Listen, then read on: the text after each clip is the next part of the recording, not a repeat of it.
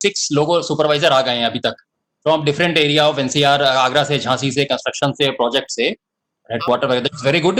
अब 141 हो गए सर, 141 हो गए अब। 141 हो गए। जी ठीक है। आई विल बी इनिशियली ज्वाइनिंग, मैं बस थोड़ा सा इनिशियली देख लूंगा क्योंकि मेरे को थोड़ा और भी कुछ काम है। तो just please maintain the decorum of the meeting. जो भी सुपरवाइजर्स हैं, आपके जो भी डाउट्स हों बहुत आराम से ध्यान से पूछिएगा। एंड रेलटेल से mister Pandey has join, who has join from RailTel? Mithilesh. Lok Ranjan join करेंगे सर, अभी ज्वाइन नहीं किए हैं। लोक रंजन देंगे प्रेजेंटेशन। ओके ठीक है, ठीक है, ओके देन ठीक है, आप लोग कंटिन्यू करिए। I will be there. अभी मैं म्यूट कर जाऊंगा आप लोग।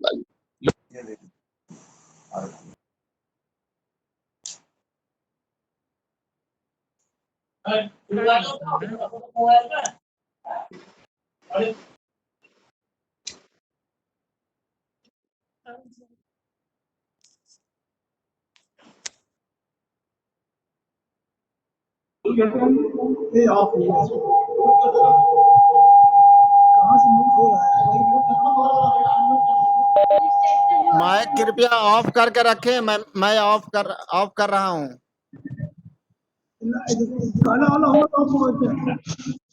ट्रेनिंग करवाने वाली है, ट्रेनिंग अटेंड कर लीजिए।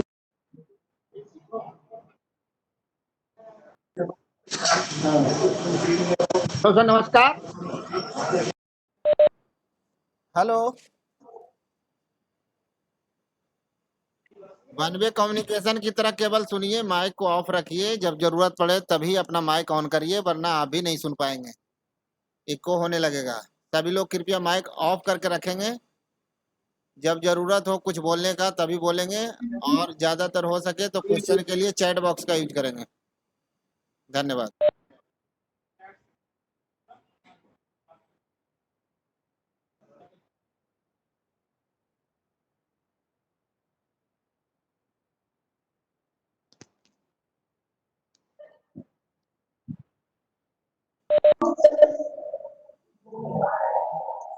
गस्टेड सेक्शन आपका माइक फिर ऑन हो गया। एनसीआर हेडक्वार्टर गस्टेड सेक्शन आपका फिर माइक ऑन हो गया, कृपया ऑफ करके रखिएगा।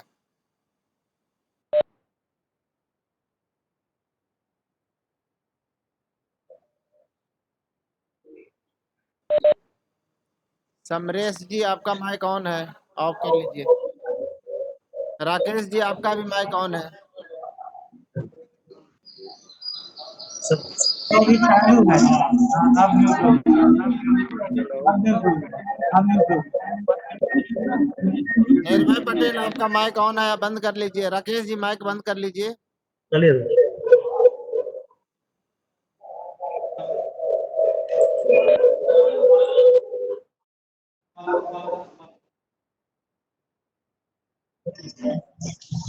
हेलो।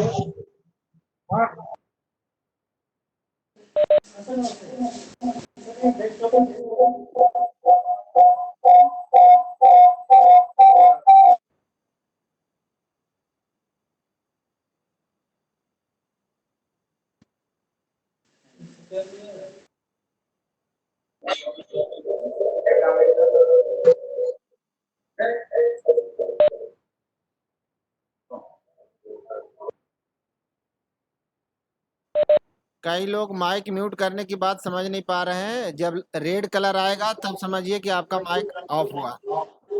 मैं ऑल म्यूट कर रहा हूँ फिर भी माइक लोग खोल रहे हैं। मीटिंग के दौरान इसी तरह से होगा तो कुछ भी नहीं सुन पाएंगे।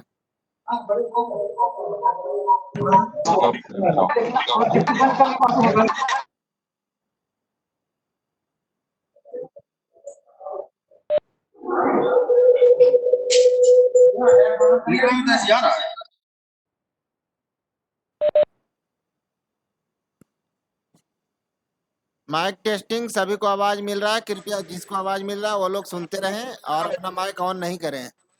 माइक वही लोग ऑन करें जिनको कोई भी आवाज नहीं मिल पा रहा है।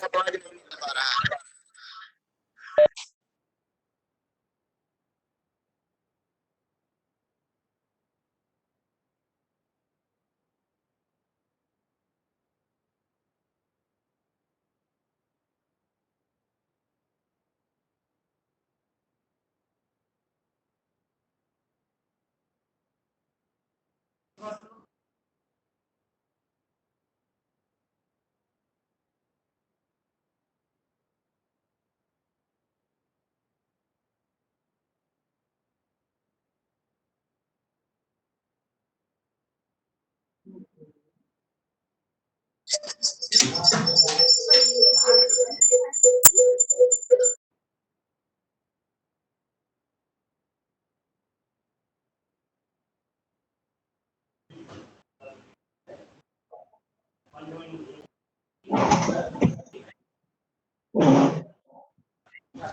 कुछ भी क्या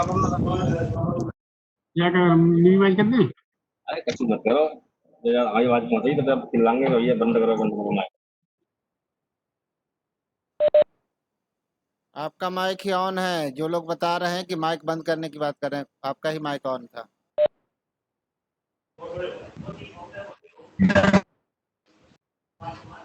बंद है।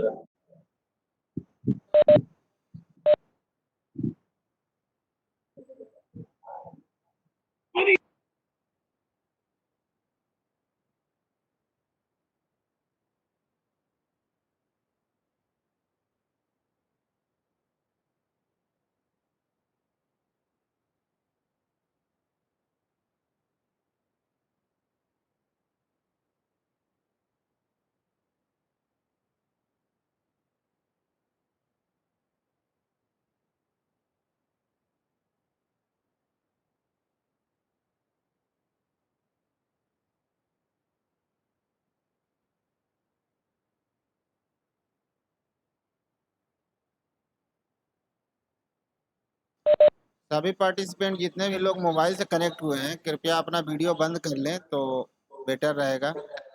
मोबाइल का डाटा भी कम खर्च होगा और प्लस मोबाइल भी कम हीट होगा, और आपका जो प्रेजेंटेशन मिलना चाहिए वो आपको तो मिलता ही रहेगा। Thank you.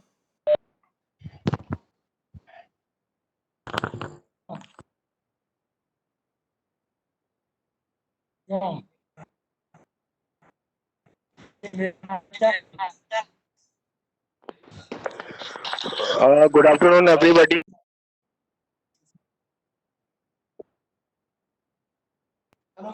In 5 minutes. हाँ, लोकरंजन जी, अभी मैं ऑल म्यूट कर दिया था। जब इको आने लगेगा तो मैं ऑल म्यूट कर दूंगा, तो अपना माइक देख लीजिएगा, ऑन कर लीजिएगा। मैं मिथिलेश हाँ बोल जी, रहा हाँ हूँ। जी। ओके। अगर मिथिलेश जी, अगर मुझे होस्ट बना दीजिए तो ज्यादा इजी रहेगा, मैं यहीं से म्यूट कर लूंगा सर। नहीं नहीं, आप अपना म्यूट करते रहिए, अनम्यूट। यदि मैं इको आ गया तो मैं सारे लोगों का कर दूंगा, ठीक और है, ठीक है। अपना केवल चालू कर लीजिएगा। ठीक है। ऐसे ओके, आपका ऑफ नहीं, आपका फिर ऑन ही रहेगा।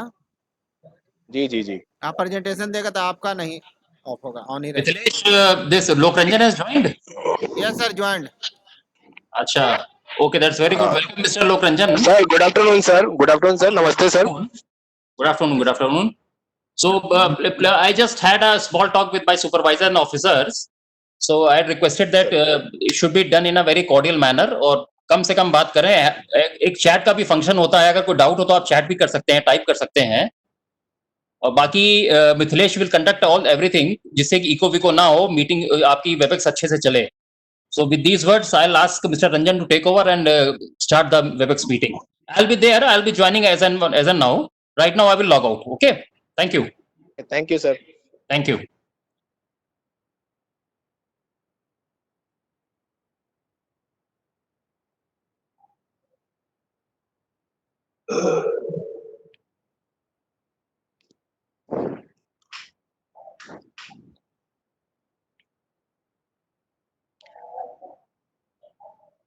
Please start, Mr. Ranjan. Please start. Sir I am sharing the screen sir of e office web page. Okay. Okay.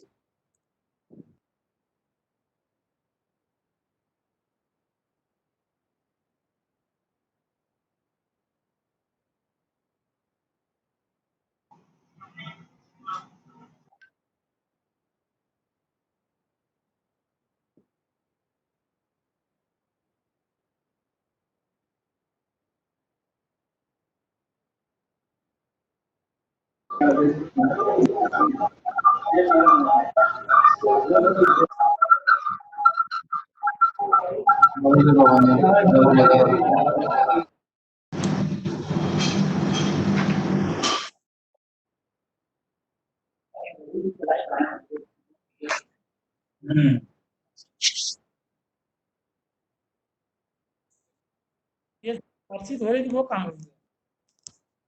क्या?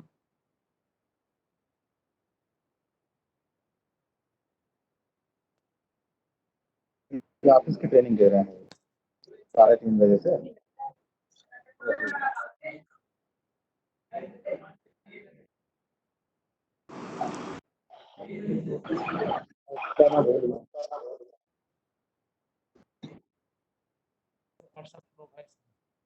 है तो सही, लेकिन समतल बैठा कैसे खुलती दीवार है? नहीं समझ रहे?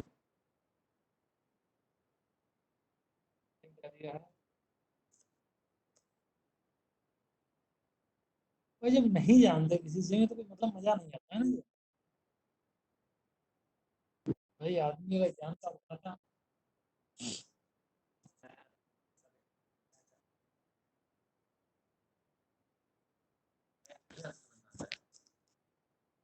हम लोग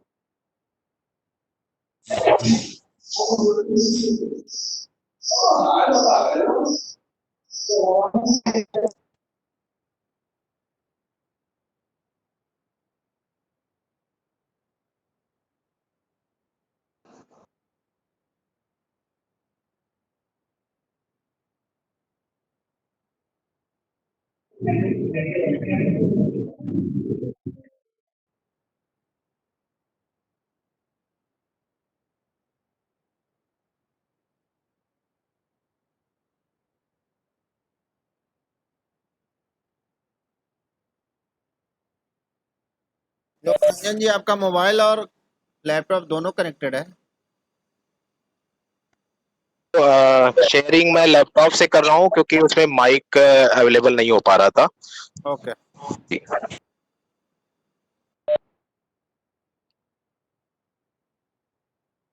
तो ई ऑफिस पे वर्क करने के लिए सबसे पहले जो हमारे एनसी रेलवे का पोर्टल है जो ncr.eoffice.railnet.gov.in है, जो ज्यादा से ज्यादा लोग परिचित होंगे जिससे, वो किसी भी ब्राउजर पर गूगल क्रोम या फिर जो है मोजिला फायरफॉक्स या इंटरनेट एक्सप्लोरर, हालांकि जो रिकमेंडेड ब्राउजर्स हैं मोजिला फायरफॉक्स और इंटरनेट एक्सप्लोरर्स हैं, उस पे आप ये यूआरएल एंटर करेंगे।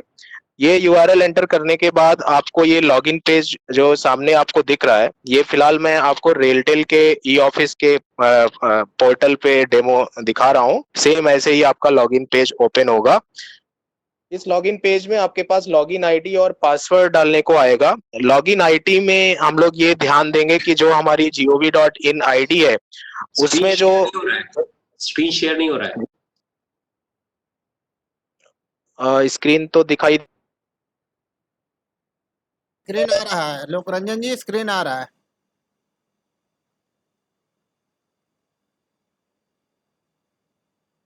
स्क्रीन विजुअल है। स्क्रीन आ रहा जी है। जी कोई बात नहीं। जी जी। तो लॉगिन आईडी में हम जो है, जो हमारे पास @gov.in आईडीज अवेलेबल हैं, उसके पहले का पोर्शन जिसे लॉगिन आईडी भी कहते हैं वो डालेंगे। सपोज हमारी आईडी है xyz@gov.in। मिस्टर लोक जी रंजन बताएं।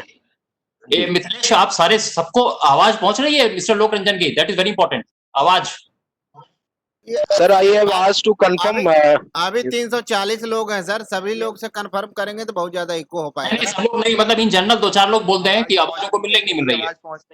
सर नोबडी किसी को हैज, आवाज नहीं मिल रहा हो तो वो लोग रिप्लाई करें कि कोई यदि आवाज नहीं सुन पा रहा है तो चैट बॉक्स में रिप्लाई कर दें। ठीक, सर बराबर आवाज आ रहा है। सर सुनाई दे रहा है? आ रही है आवाज, सही ओके आ ओके, रही है। Thank you everybody.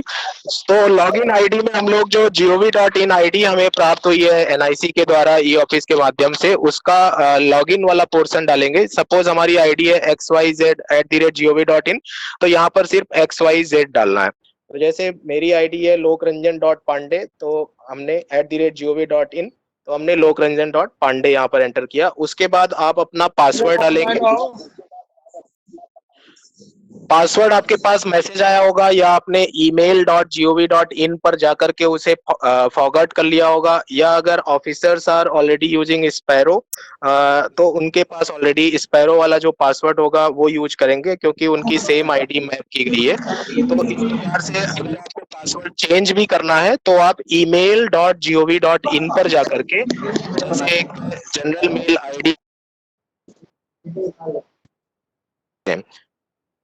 तो जो आपके पास अवेलेबल पासवर्ड है वो यहाँ पर डालेंगे। उसके बाद लॉगिन करेंगे।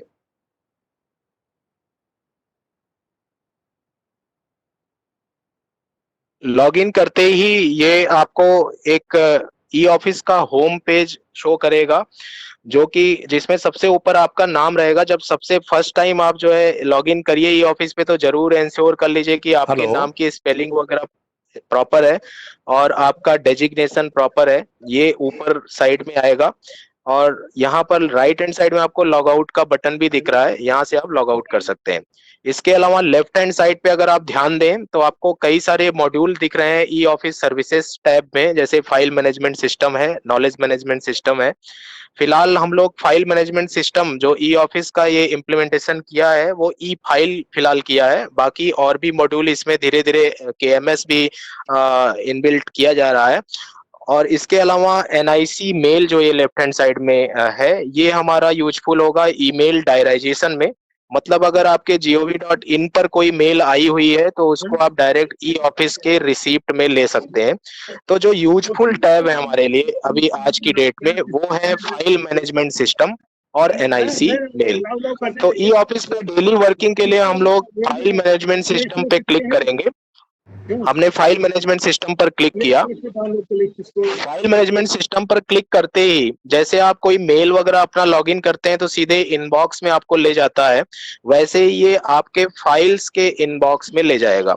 ई ऑफिस पे जब भी आप फाइल मैनेजमेंट सिस्टम पे क्लिक करेंगे तो आपके फाइल्स सेक्शन में इनबॉक्स में ले जाएगा। तो आप ये भी जरूर ध्यान दें कि फाइल्स के अलावा लेफ्ट हैंड साइड में आपके पास एक और सेक्शन है, रिसीट सेक्शन। इसलिए इसको कभी आप डिफॉल्ट में लॉगिन करेंगे तो आपको फाइल्स के इनबॉक्स में ले जाएगा, जबकि अगर आप लेफ्ट हैंड साइड पे देखिए तो आपके पास एक रिसीट्स सेक्शन भी है, उसमें भी उसका अपना इनबॉक्स है, उसका अपना क्रिएशन है रिसीट का। तो आप इन दोनों से जरूर हमेशा एक्वेंटेड रहें कि आपके पास रिसीट्स और फाइल्स दो टैब हैं जिस पे आपको डेली वर्किंग करनी है। अब जैसे हमारी डेली ऑफिस वर्किंग है तो we are having letters to deal with, we are having files to deal with on our table. तो हम लोग लेटर से कैसे डील करेंगे और फाइल से कैसे डील करेंगे, उसके लिए दो सेपरेट यहाँ पर टैब हैं आपके पास, एक रिसीट्स और एक फाइल्स। एक चीज इसी लेवल पे हमें कंफर्म करना है कि जो हमारे फाइल्स में करस्पॉन्डेंस में कोई भी आइटम लगता है वो हमेशा रिसीट ही लगेगा। मतलब वो डॉक्यूमेंट आप डायरेक्ट डेस्कटॉप से न उठा करके उसको पहले ई ऑफिस पे रिसीट बनाना जरूरी है। तो सबसे पहले हम लोग सीखेंगे कि जैसे आपके पास कोई एक पर्टिकुलर लेटर है, कोई डॉक्यूमेंट है, जैसे आपके पास एक पन्ना आता है, दो पन्ने आते हैं, आपकी टेबल पे कोई लेटर आया तो सिंपली आप उस पे जो है पेन से मार्क कर देते हैं, या आपने डीएसटी सर को मार्क कर दिया, डीडबलई सर को मार्क कर दिया, या जो भी उसके कंसर्न ऑफिसर हैं आप चाह रहे हैं कि वो इस पे कुछ रिमार्क लिखें, आपने उनको मार्क कर दिया। वो चीज ई ऑफिस में कैसे करेंगे, तो उसको करने के लिए सबसे पहले तो आप अपने डॉक्यूमेंट को स्कैन कर लीजिए। स्कैन करके उसको अपने डेस्कटॉप में जहां भी जिस फोल्डर में रखना है उसे अपने हिसाब से ऑर्गेनाइज करके रख लीजिए। अच्छा, स्कैनिंग का ये तब तक चलता रहेगा जब तक आप पूरी पूरी तरह से डिजिटलाइज नहीं हो जाते हैं या आप जो है पूरी तरह से ई ऑफिस में माइग्रेट नहीं कर जाते हैं, क्योंकि अभी बहुत सारी चीजें आपकी हार्ड कॉपी में पड़ी हुई है बाहर और उनकी जरूरत पड़ती है आपको। एक बार जब वह समय आ जाएगा जब आपको जो है सभी चीजें ईमेल पर आने लगेंगी या ई ऑफिस में आने लगेगी तो आपको ये स्कैनिंग वाला पोर्शन भी बहुत ही मिनिमाइज हो जाएगा। मतलब आपको स्कैन भी नहीं करना होगा, क्योंकि सभी चीज आप टाइप करेंगे वर्ड में, उसको पीडीएफ में कन्वर्ट करेंगे, डिजिटली उसको साइन करेंगे और साइन करके ई ऑफिस में ही अटैच करके ई ऑफिस में ही भेज देंगे।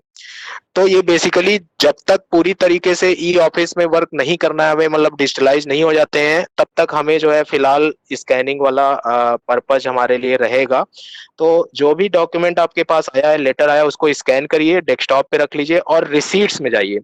ये इंपॉर्टेंट है कि आप रिसीट्स में जाइए और ब्राउज एंड डायराइज एक करके आएगा, वहां पर क्लिक करिए।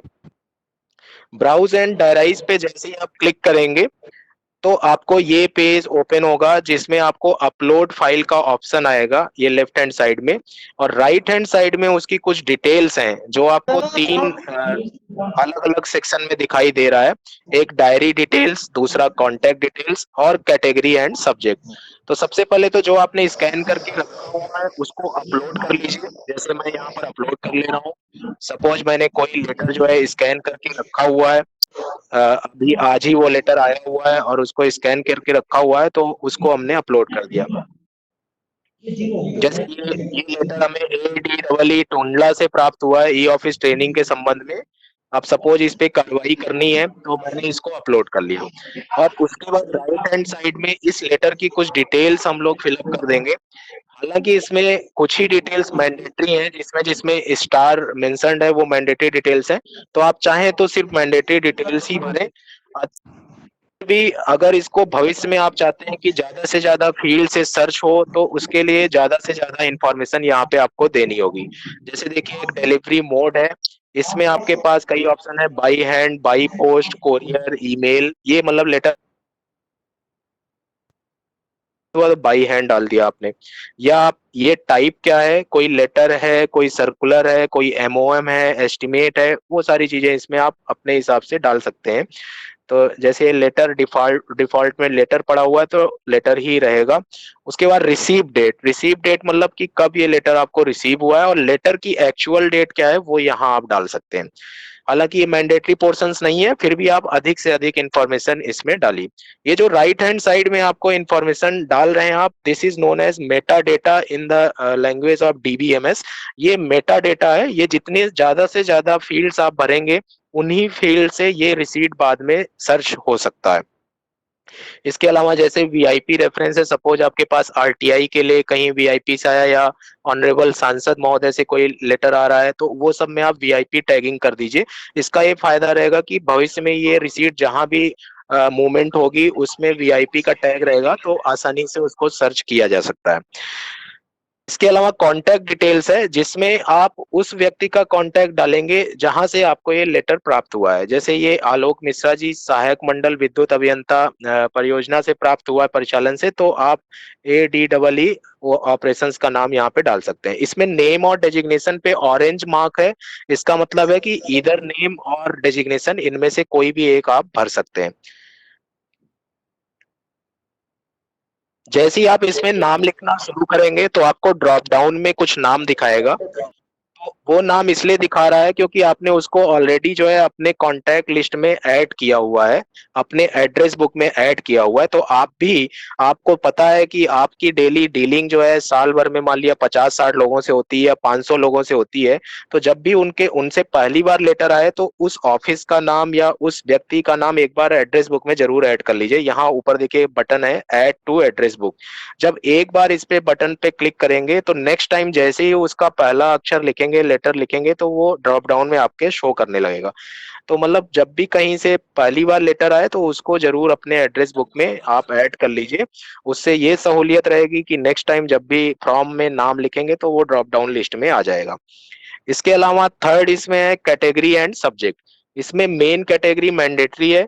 ये कैटेगरी आपके एडमिन जो है इसमें डालते हैं, सब्जेक्ट कैटेगरी में ऐड करते हैं। हालांकि इंडियन रेलवेज में ज्यादातर मैटर्स जो डील होते हैं उनकी कैटेगरीज ऑलरेडी अवेलेबल है।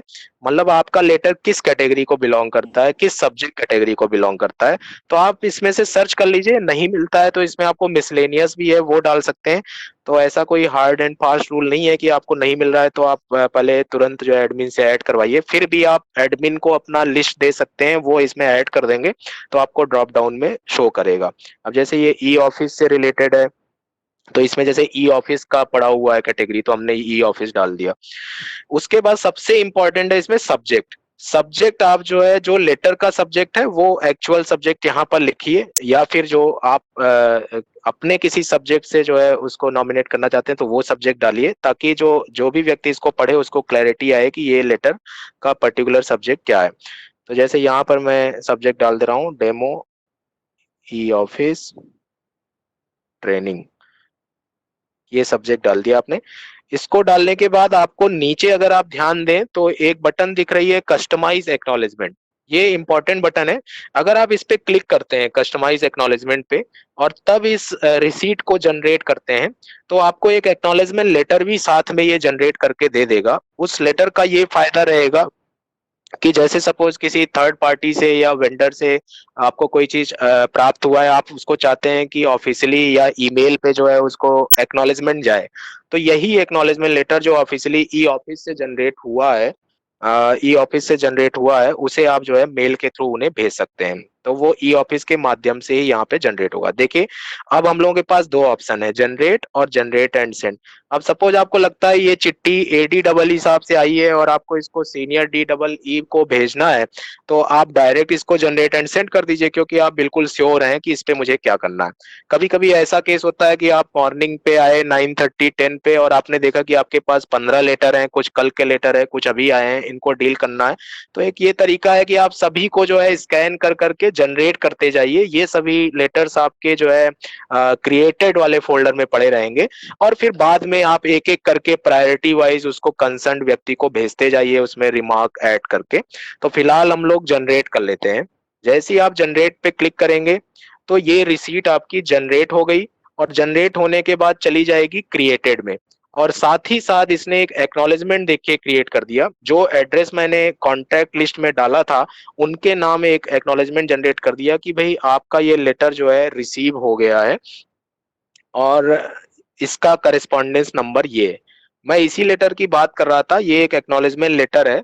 इसको जो है आप मेल के थ्रू सेंड कर सकते हैं इसमें, और या फिर इसको अभी सेव करके छोड़ सकते हैं, भविष्य में जरूरत पड़ी तो इसको भेज सकते हैं। फिलहाल जो रिसीट हमारी जनरेट हुई है वो हमें मिलेगी ये क्रिएटेड सेक्शन में। ये रिसीट्स में जाकर के क्रिएटेड में अगर आप जाएंगे तो देखिए आपको जो है रिसीट अगर क्रिएटेड में जाएंगे तो यहाँ पर आपको ऊपर दिख रहा है डेमो ई ऑफिस ट्रेनिंग। ये सबसे ऊपर वाली रिसीट आपको दिख रही है।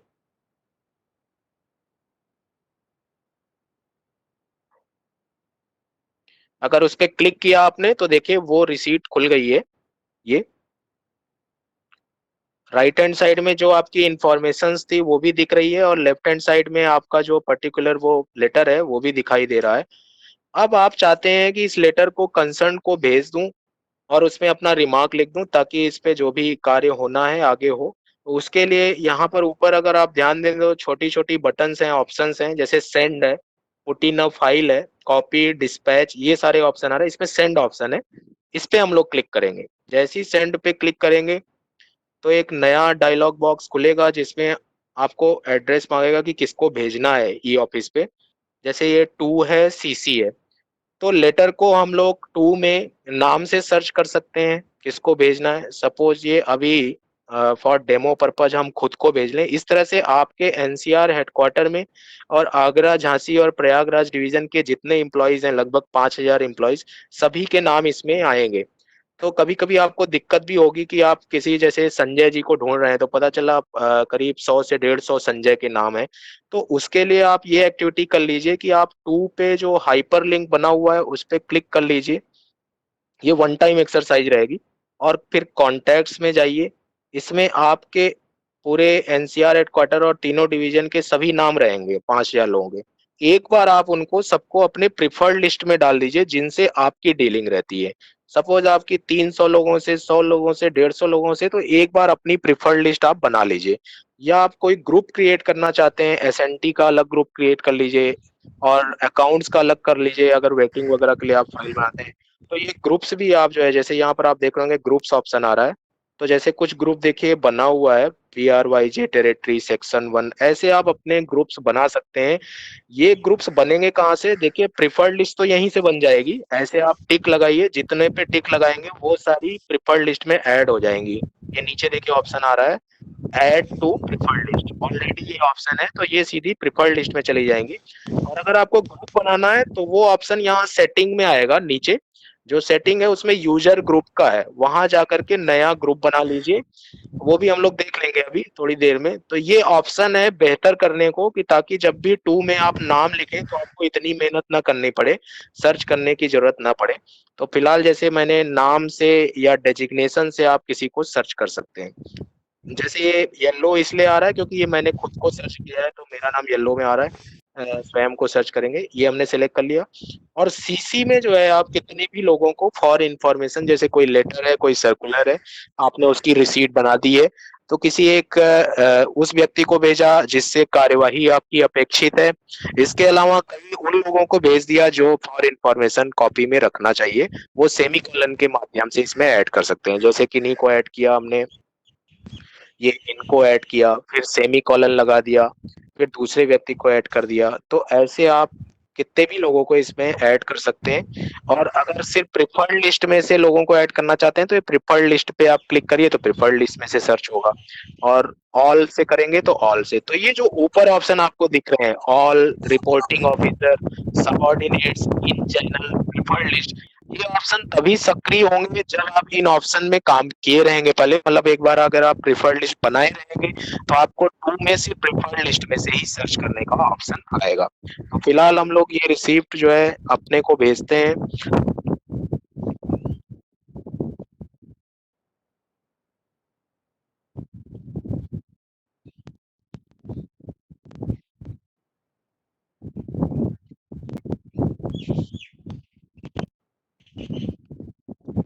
ई ऑफिस में एक चीज ये है कि अगर आपको किसी स्टेज पे लगता है कि जैसे अभी मैं क्या कर रहा हूँ, टाइप कर रहा हूँ तो नीचे नाम नहीं आ रहा, अगर इस तरह का लगता है तो आप थोड़ा सा वेट कर लीजिए, पैनिक ना होइए, पेशेंस लूज ना करिए।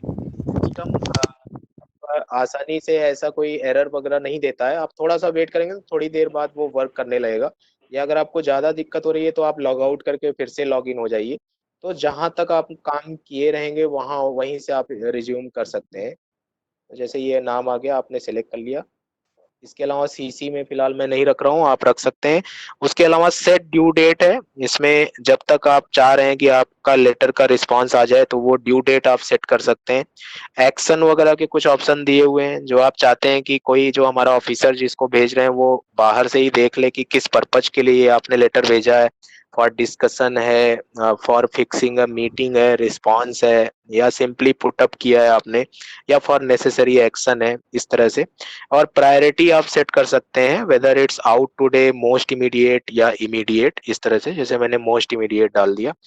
और सबसे इंपॉर्टेंट है ये रिमार्क्स। ये वही रिमार्क है जैसे आप कोई चिट्ठी आपके हाथ में आती है और आप उसको पेपर पे पेन से जो है अपना रिमार्क लिखते हैं कि प्लीज ऑर्गेनाइज एन मीटिंग या ट्रेनिंग, या जो भी रिमार्क आप लिखते हैं वो रिमार्क आप यहाँ पर डालेंगे।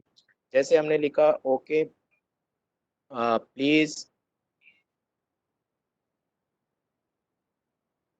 Carry out survey and draft and estimate, ये आपने चिट्ठी पे लिख दिया और इसको सेंड कर दीजिए। तो जैसे ही आप सेंड करेंगे तो ये आपकी पर्टिकुलर चिट्ठी आपके क्रिएटेड से हट जाएगी, और क्रिएटेड से हट के जिसको आपने भेजा है उसके इनबॉक्स में चली जाएगी और आपके सेंट फोल्डर में पड़ी रहेगी। जैसे सिंपली मेल में होता है, तो आप भविष्य में अगर इसको देखना चाहेंगे तो आपके सेंट में पड़ा रहेगा। ये देखिए, ये सेंट में हमने खोला तो ये सेंट में वो चिट्ठी पड़ी हुई है, और नीचे देखिए वो सारे रिमार्क्स आ रहे हैं कि किसको भेजा गया, कितने बजे भेजा गया, उसमें क्या रिमार्क है। देखिए, please carry out survey and draft and estimate, ये आपको रिमार्क दिख रहा है। और जिसको भेजा क्या चल रहा है? जिसको आपने भेजा है उनके इनबॉक्स में वो दिखाई देगा। का तो काम चल रहा है, ऑप्शन समझ में आ रहा है, किस ऑप्शन कहाँ शो कर आ रहा है? देखिए, जैसे इनबॉक्स में आपने क्लिक किया तो ये आपको ये ऊपर दिख रहा है डेमो ई ऑफिस ट्रेनिंग। ये आपका इनबॉक्स में अभी अभी भेजा, ये समझिए आप रिसीवर एंड पे खोल रहे हैं तो इस तरह से आपको दिखाई देगा। इस पे आप क्लिक करिए तो देखिए आपके पास ये लेटर आ गया है। अब आप फिर से अपना रिमार्क ऐड करना चाह रहे हैं, तो जैसे एक ही चिट्ठी पे कई लोग अपने रिमार्क लिखते हैं, हायरार्की में जो है पहले आगे लिखा फिर उसके आगे लिखा, तो फिर से आप इसको सेंड बैक कर दीजिए इस तरह से, या सेंड कर दीजिए, या किसी और व्यक्ति को सेंड करना है। तो ये जो चेन है, ये प्रोसीजर है एक चिट्ठी को एक जगह से दूसरी जगह का भेजने का, उसमें आप अपना रिमार्क ऐड कर लीजिए और सेंड कर दीजिए। तो ये प्रोसीजर हो गया कि ई ऑफिस में किसी चिट्ठी को कैसे ई ऑफिस पे लेंगे और उस चिट्ठी को कैसे आगे भेजेंगे। तो इसमें दो ही चीजें थी इम्पोर्टेंट, एक तो ब्राउज एंड डायराइज में जाकर के अपने उस स्कैन चिट्ठी को अपलोड कर लीजिए और अपने रिमार्क ऐड करके उसको कंसर्न को सेंड कर दीजिए। और दूसरा, अगर आप एक्नॉलेजमेंट पे टिक लगाएंगे तो आपका एक्नॉलेजमेंट लेटर भी जनरेट हो जाएगा। देखिए, जैसे लेफ्ट हैंड साइड में एक्नॉलेजमेंट का अलग से फोल्डर है, उसमें क्रिएटेड सेक्शन में जाएंगे तो अगर कोई आपने एक्नॉलेजमेंट जनरेट की होगी, जैसे ये है, तो वो यहाँ पर सेव रहेगी। इसको आप किसी को भेज सकते हैं, जैसे जो भी कंसर्न है, जैसे ये है एक्नॉलेजमेंट क्रिएट हुई थी तो इसमें भी सेंड का ऑप्शन आता है। तो ये रिसीट में दो चीजें थी, आपका ब्राउज एंड डायराइजेशन ऑफ रिसीट और एक्नॉलेजमेंट लेटर। इसके बाद जो दूसरा सेक्शन हमारा है वो फाइल्स का है। फाइल्स पे जाने के पहले जो हम लोग सेटिंग में बात कर रहा था मैं, एक ग्रुप कैसे बनाएंगे वो भी देख लीजिए। छोटा सा आइटम है यूजर ग्रुप्स, ये देखिए आ रहा है यूजर ग्रुप्स, इस पे जाएंगे। ये सब तो कम से कम आप सभी कर ही लें, ये बहुत इंपॉर्टेंट है। इससे आसान हो जाएगा आपको सेंड करते समय, जो सर्च करते हैं वो सर्चिंग में जो डिले होता है उससे आप बच जाएंगे। तो आप क्रिएट ग्रुप करिए और क्रिएट ग्रुप में अपने हिसाब से, हर यूजर के लिए अपने हिसाब से रहेगा। ग्रुप का नाम डालिए, जैसे मैं सपोज एसएनटी का अलग से ग्रुप बना लूं। मुझे पता है मुझे एसएनटी के 8 से 10 ऑफिसर्स और 20 से 50 एम्प्लॉइज से काम रहता है, तो मैं उन सभी को इस ग्रुप में डाल दूंगा। तो जब भी मैं उस ग्रुप पे टिक लगाऊंगा तो उसी के लोगों में से सर्च होगा, तो मेरे लिए सर्चिंग क्राइटेरिया थोड़ा सा आसान होगा। तो यहाँ से ग्रुप बनेगा। अब हम लोग दूसरा, ये रिसीट सेक्शन था। उसके बाद दूसरा सेक्शन है फाइल सेक्शन। अब एक तो हमारे पास टेबल्स पे चिट्ठियां रहती हैं, जिसको हम लोग मनीला फोल्डर पे भी आप लोग जो है आगे भेजते हैं, या इसके अलावा हम जो है केस को फाइल में पुटअप करते हैं तो उसमें करेस्पॉन्डेंस साइड में अपना आइटम लगाते हैं, पीपी साइड में अपने रिमार्क्स नोट वगैरह ऐड करके और कुछ ड्राफ्ट वगैरह ऐड करके उसको आगे फर्दर भेज देते हैं। तो वो चीज कैसे करेंगे, उसके लिए आपका फाइल्स सेक्शन बना हुआ है लेफ्ट हैंड साइड में, उसमें जाएंगे। और उसमें जाने के बाद नीचे ऑप्शन आएगा क्रिएट न्यू का ऑप्शन आएगा, यहाँ पर क्रिएट न्यू। क्रिएट न्यू पर जैसे ही क्लिक करेंगे तो आपको एक कवर पेज खुलेगा फाइल का। और आप सभी को ये थोड़ा सा सजेस्ट करूंगा कि जो आप मैनुअली ऑफिस में वर्किंग करते हैं उसको जरूर दिमाग में रखिए, तो कहीं पर आपको कंफ्यूजन नहीं होगा। कि जैसे अगर आपको मैनुअली कोई फाइल पुटअप करनी है तो आप क्या करते हैं, एक फाइल उठाते हैं, कवर पेज उठाते हैं, उस पर अपना डिटेल लिखते हैं, फाइल नंबर लिखते हैं, सब्जेक्ट लिखते हैं और फिर अंदर करस्पॉन्डेंस लगाते हैं।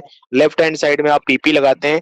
अगर वो सिनेरियो आपके माइंड में है तो सेम वैसा प्रोसेस यहाँ पे, just it is a replica of your manual office system, तो उसको जरूर ध्यान में रखें। तो आप उसके बाद फाइल नंबर डालिए यहाँ पे, जैसे आपका फाइल नंबर आएगा यहाँ पर एनसीआर लिखा रहेगा, फिर उसके बाद प्रयागराज डिवीजन लिखा रहेगा। उसके बाद आपके पास कुछ कैटेगरीज रहेंगी जो आपके एडमिन ने ऑलरेडी डाल रखा है। जैसे आप इलेक्ट्रिकल के हैं तो इलेक्ट्रिकल आप सेलेक्ट कर लीजिए, एसएनटी सेलेक्ट कर लीजिए, अकाउंट सेलेक्ट कर लीजिए, ठीक है। तो इस तरह से आप जैसे एडमिन सेलेक्ट कर लिया आपने, तो इस तरह से आपके पास उसमें ड्रॉप डाउन में ऑटोमेटिक ऑप्शंस आएंगे। इसके अलावा जो अगला वाला टर्शियरी है, इसमें आपको फाइल की कैटेगरी आएगी। ये भी आपके एडमिन्स ने ही मैप कर रखे हैं कि फाइल्स की कैटेगरी अगर आपको नहीं दिखाई दे रही है तो आप एडमिन्स को लिस्ट दे दीजिए, तो वो इसमें ऐड कर देंगे। वो कैटेगरी, जो सपोज आप टेंडर की फाइल खोलना चाह रहे हैं या फिर जो है कोटेशंस की है या किसी एडमिन अप्रूवल की है, तो उस हिसाब से आप जो है अपना कैटेगरी सेलेक्ट कर लीजिए। इस पे कोई फाइल सेलेक्ट करना चाह रहे हैं या कोई परचेज करना चाह रहे हैं, तो जैसे ये लेबर लॉ एक दिया हुआ है, ये सेलेक्ट कर लिया आपने इस तरह से। और बाकी ये वाला जो फील्ड आगे है ये हमेशा खाली ही रहेगा, कि जैसे पर्टिकुलर कैटेगरी में पहली फाइल आप बना रहे हैं, फिर दूसरी फाइल कोई और बना रहा है, तो जो इंक्रीमेंटल काउंट है 1 2 3 4 जो फाइल के नंबर में रहता है वो ई ऑफिस अपने आप करेगा। नेक्स्ट टाइम अगर सेम कैटेगरी में कोई एक फाइल जनरेट कर रहा है तो जैसे पिछली फाइल का नंबरिंग 1 था, तो सेकंड टाइम में वो 2 हो जाएगा, 3 हो जाएगा। ये खाली रहता है, ये सिस्टम जनरेटेड नंबर है। उसके बाद 2020 ये रिप्रेजेंट करता है कि आप 2 ऑफिस ऑफ लिखी रहेगी, ये ऑटोमेटिक लिखी रहेगी, आपको इसमें कुछ नहीं करना है। इसके बाद डिस्क्रिप्शन में आप, सबसे इंपॉर्टेंट है कि आपको फाइल का सब्जेक्ट नेम डालना है। तो जैसे एक एग्जांपल है कि आप सभी लोग कम से कम एक अपनी पर्सनल फाइल तो बना के ही रखिए। जैसे आप अपनी सीसीएल वगैरह अप्लाई कर रहे हैं, कई लोग लीव अप्लाई कर रहे हैं या कोई अपना केस चला रहा है, तो एक अपनी पर्सनल फाइल आपने क्रिएट कर दी, उसका नाम दे दिया आपने सीसीएल। अगर ओएस डील कर रहे हैं किसी पर्टिकुलर मैटर पे, तो आप सब्जेक्ट उस हिसाब से अपना दें। और इसमें सब्जेक्ट बहुत इंपॉर्टेंट इसलिए है क्योंकि एक बार अगर आपने ये चीजें डाल दी तो ये आप एडिट नहीं कर सकते हैं। सपोज आपके पास कोई इनवॉइस आया थर्ड पार्टी का, तो आपको पता है कि ये हमारा रेगुलर वेंडर है, इसके एनुअल इनवॉइस इसकी आती है, तो अगर आप एक ही सब्जेक्ट डाल देंगे कि इनवॉइस ऑफ अप्रैल टू मई, और फिर दोबारा फिर अगली बार जून से जुलाई उसमें पुटअप करना चाहें तो कर तो सकते हैं डॉक्यूमेंट, लेकिन सब्जेक्ट फिर उसका उतना रेलिवेंट नहीं लगेगा। तो उसी हिसाब से आप सब्जेक्ट बनाएं, ताकि फर्दर में अगर उसमें और भी दोबारा जो है इनवॉइसेज लगाना चाहें तो सब्जेक्ट बिल्कुल आपका जस्टिफाइड होना चाहिए, क्योंकि ये चेंज नहीं होगा बाद में, आपका फाइल नंबर और सब्जेक्ट। ये एक बार अगर नीचे हम लोग कंटिन्यू वर्किंग कर देंगे तो ये चेंज नहीं होगा। तो डिस्क्रिप्शन में हम लोगों ने सब्जेक्ट का नाम दे दिया, जैसे अभी हम लोगों ने डाल दिया डेमो ऑफिस एनसीआर, ये हमने सब्जेक्ट दे दिया। उसके बाद कैटेगरी जो आ रही है, ये कैटेगरी वही कैटेगरी है जो आपकी रिसीट में आपको ड्रॉप डाउन में दिख रहा था, यहाँ से आप कैटेगरी सेलेक्ट कर सकते हैं। हालांकि ये मैंडेटरी पोर्शन नहीं है, इवन आप सिलेक्ट कर सकते हैं, ताकि बाद में कोई सर्च करना चाहे कैटेगरी से तो सर्च हो सकती है ये फाइल। इसके अलावा रिमार्क्स का ऑप्शन दिया हुआ है, आप कुछ एडिशनल रिमार्क्स डालना चाहें या प्रीवियस रेफरेंस में, आप जैसे अभी तो आपके पास कुछ फाइलें हार्ड में पड़ी होंगी, उसी का कोई केस नया ई ऑफिस पे चलाना है तो उस फाइल का नंबर वगैरह यहाँ डाल सकते हैं, या फर्दर फ्यूचर रेफरेंस में लेटर रेफरेंस में डाल सकते हैं यहाँ पे।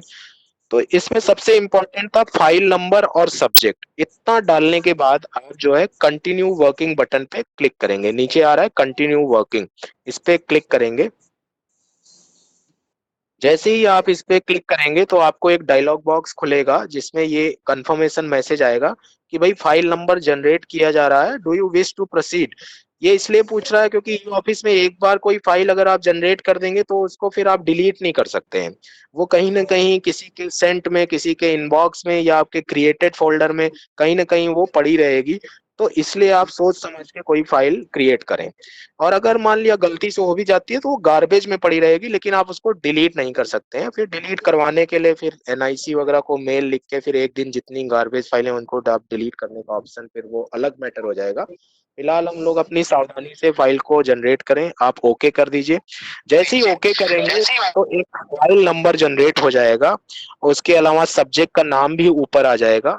अगर आपको मैं इसको जूम कर देता हूँ तो ऊपर अगर आप देखेंगे तो ये देखिए कंप्यूटर नंबर आ रहा है, फिर फाइल नंबर आ रहा है, और उसके बाद सब्जेक्ट आ रहा है। फाइल नंबर वही आ रहा है जो आपने डाला था, और उसके बाद सब्जेक्ट आ रहा है demo e office training at NCR. इसके अलावा आपके पास लेफ्ट एंड राइट साइड में नोटिंग और करस्पॉन्डेंस का पेज भी आ रहा है, ये खुल गया है। तो करस्पॉन्डेंस साइड में आप अपने डॉक्यूमेंट को ऑलरेडी तैयार करके रखिए। तैयार करने का मतलब यह है कि आप उसको, क्योंकि शुरुआत में ही हम लोगों को ये क्लियर हुआ था कि करस्पॉन्डेंस साइड में कोई भी डॉक्यूमेंट अटैच करना है तो उसका रिसीप्ट बनाना जरूरी है।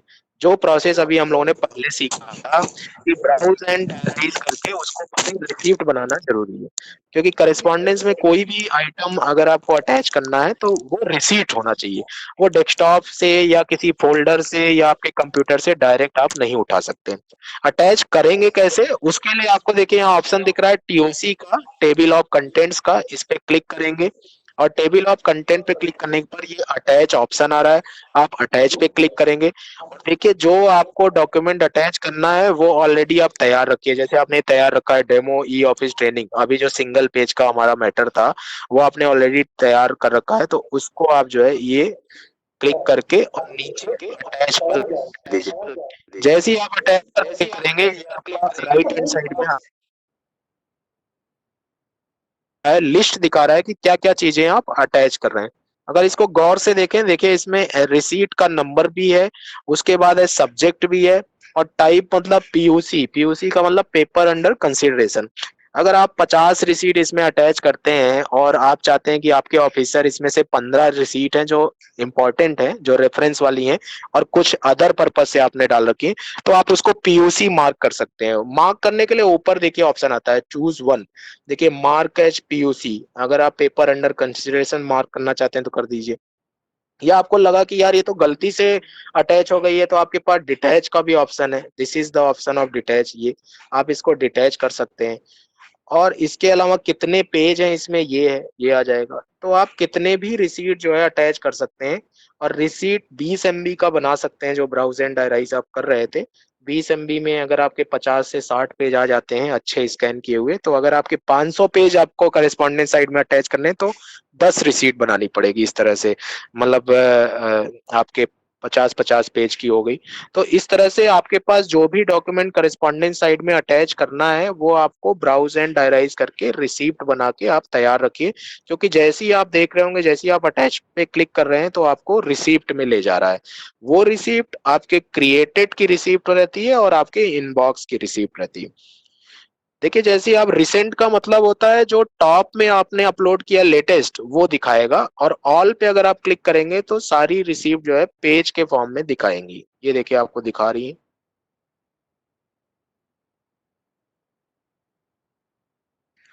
इसके बाद लेफ्ट हैंड साइड पे अगर आप गौर करिए तो ये आपकी रिसीट इस पे अटैच हो गई है और उसने ऑटोमेटिकली पेज नंबर भी दे दिया है, ये देखिए 1 by 1 करके। और इसमें आप ये बिल्कुल मतलब परेशान ना हो कि ये छोटा दिख रहा है या मतलब पढ़ने में नहीं आ रहा है। इसमें ऑप्शन है ऊपर जूम का, ये इस पे अगर आप क्लिक करेंगे तो ये अच्छे से आपके 2x4x में दिखाई देगा। ये आप मतलब आसानी से पढ़ने वढ़ने की प्रॉब्लम इसमें नहीं रहेगी कि आपको दिक्कत हो रही हो कि पढ़ ना पा रहे हो, तो इस तरह की दिक्कत नहीं आएगी। ये देखिए 1x है, 2x है, इसको जूम करके आप पढ़ सकते हैं। उसके लिए ये आइकन ऊपर है, या आप यहाँ से भी प्लस का सिंबल बना रहता है, यहाँ से भी आप जो है इसको जूम कर सकते हैं, ये जो प्लस का सिंबल बना हुआ है। तो इस तरह से आप जूम करके पढ़ भी सकते हैं। इसके अलावा लेफ्ट हैंड साइड में आपके दो ऑप्शन है, ऐड ग्रीन नोट और ऐड येलो नोट। तो ये है आपकी नोटिंग ऐड करने के लिए। नोटिंग ऐड करने के ऑप्शन है कि ग्रीन नोट पे आप क्लिक करिए। येलो नोट का प्रोविजन इसलिए दिया गया है कि कभी कभी हम लोगों को रहता है कि हम एक ड्राफ्ट नोट भेज देते हैं अपने ऑफिसर को, रफ नोट जिसको बोलते हैं, कि एक बार कोई क्रिटिकल केस है तो उसमें आपको खुद कंफ्यूजन है या आपको क्लैरिटी नहीं है, तो आप एक बार मतलब अप्रूवल के लिए वो नोट भेज दीजिए। जब वो कहें कि हाँ ये सही है तो आप उसको दोबारा से ग्रीन नोट में कन्वर्ट करके भेज सकते हैं। वो भी हम लोग आगे एक स्टेप में देख लेंगे। फिलहाल हम लोग ऐड ग्रीन नोट पे क्लिक करते हैं। जैसे आप ऐड ग्रीन नोट पे क्लिक करेंगे स्टार्टिंग से तो हमें थोड़ा आपके पास नेट नहीं है। ग्रीन नोट पे आप क्लिक करें। ग्रीन नोट में आप अपनी नोटिंग लिखेंगे। अब जैसे हमने लिख दिया कि letter regarding training has been attached. इसमें दो फीचर और हैं जो आप अभी इस समय जरूर सीख लें, कि आपको राइट हैंड साइड के करेस्पॉन्डेंस में अगर किसी पर्टिकुलर पेज की रेफरिंग करनी है, रेफर करना है, ताकि जो रिसीवर है जिसको आप भेज रहे हैं वो जैसे ही इस पे क्लिक करे सीरियल नंबर 1 पे तो पेज नंबर 1 ही खुले, या पेज नंबर, ये तब यूजफुल हो जाता है जब आपके पास 100 से 150 पेज रहे और कोई आपका 100 नंबर पेज डायरेक्ट जंप करना चाहता है, तो आप सीधे उस पे क्लिक करेंगे तो 100 नंबर पेज ही खुलेगा। उसको करेंगे कैसे, उसके लिए आप इसको सेलेक्ट कर लीजिए। सेलेक्ट करने के बाद राइट हैंड साइड में आपके पास देखिए आइकन आ रहा है रेफरेंस का, इस पे क्लिक करिए और इस रेफरेंस पे पेज नंबर आपको पूछ रहा है, आप पेज नंबर डाल दीजिए। अभी तो हमारी मजबूरी है कि हमने एक ही पेज की रिसीप्ट लगा रखी, तो आप 1 यहाँ पर एंटर कर दीजिए और ओके कर दीजिए। तो देखिए ये हाइपर लिंक बन गया है, हाईलाइट हो गया है। अब जब जिसको आप भेज रहे हैं वो अगर इस पे क्लिक करेगा तो उसको सीधे सीधे पेज नंबर 1 पे ही ले जाएगा, या जो भी पेज नंबर आपने डाला होगा उस पे ले जाएगा। अगर यहीं पर आप इसका प्रीव्यू देखना चाहते हैं कि ये सही से हुआ कि नहीं हुआ, तो यहाँ पर ये जो आई वाला एक बटन दिख रहा है आपको प्रीव्यू का, इस पे आप क्लिक करके देख सकते हैं। देखिए ये हाइपरलिंक बन के आ रहा है, इसका मतलब ये काम कर रहा है। तो यहाँ से कंफर्मेशन हो जाता है कि हाँ ये सही आपने डाला हुआ है। Letter regarding training has been attached at serial number 1, ये आप ऐसी डेमो नोटिंग, ड्राफ्ट नोटिंग आपने डाल दी। उसके बाद कुछ नोटिंग आपकी ऊपर आप एक ऑप्शन देख रहे हैं क्विक नोटिंग का है। क्विक नोटिंग में आपके इंग्लिश और हिंदी में कुछ नोटिंग्स ऑलरेडी जो है ई ऑफिस के माध्यम से ऑलरेडी इसमें फीडेड है, आप इसमें से भी ले सकते हैं। क्योंकि अक्सर क्या होता है कि ऑफिसर्स को 1-2 लाइन लिखनी रहती है, या कभी आपको कुछ ऐसी लाइंस लिखनी रहती है जो बार बार रिपीट होती है, तो पहले से उनका जो है ये टेम्पलेट बना हुआ है। जैसे ये लिखा हुआ है कि प्रस्तुत करना। साउंड चले जा रहा है सर।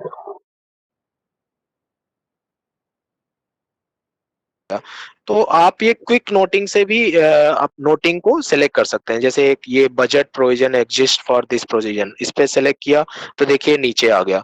तो इस तरह से ये आप नोटिंग में ऐड कर सकते हैं। इसके अलावा आप खुद की भी नोटिंग बना सकते हैं। उसके लिए देखिए नीचे ऑप्शन है यूजर डिफाइंड। यूजर डिफाइंड मतलब है कि अक्सर ये होता है कि आपका एक पेट रहता है कि एक पर्टिकुलर नोटिंग कभी कभी रिवाइज होती है, रिपीट होती है, कि उसको बार बार वही नोटिंग लिखना रहता है, बस उसमें डेट चेंज हो जाती है या पेपर नंबर चेंज हो जाता है, रेफरेंस नंबर चेंज होता है, अमाउंट चेंज हो जाता है कि kindly vet the estimate of amount इतना, सैंक्शन ऑन डेटेड इतना। तो उस तरह की भी नोटिंग आप खुद जो है यूजर डिफाइंड कर सकते हैं।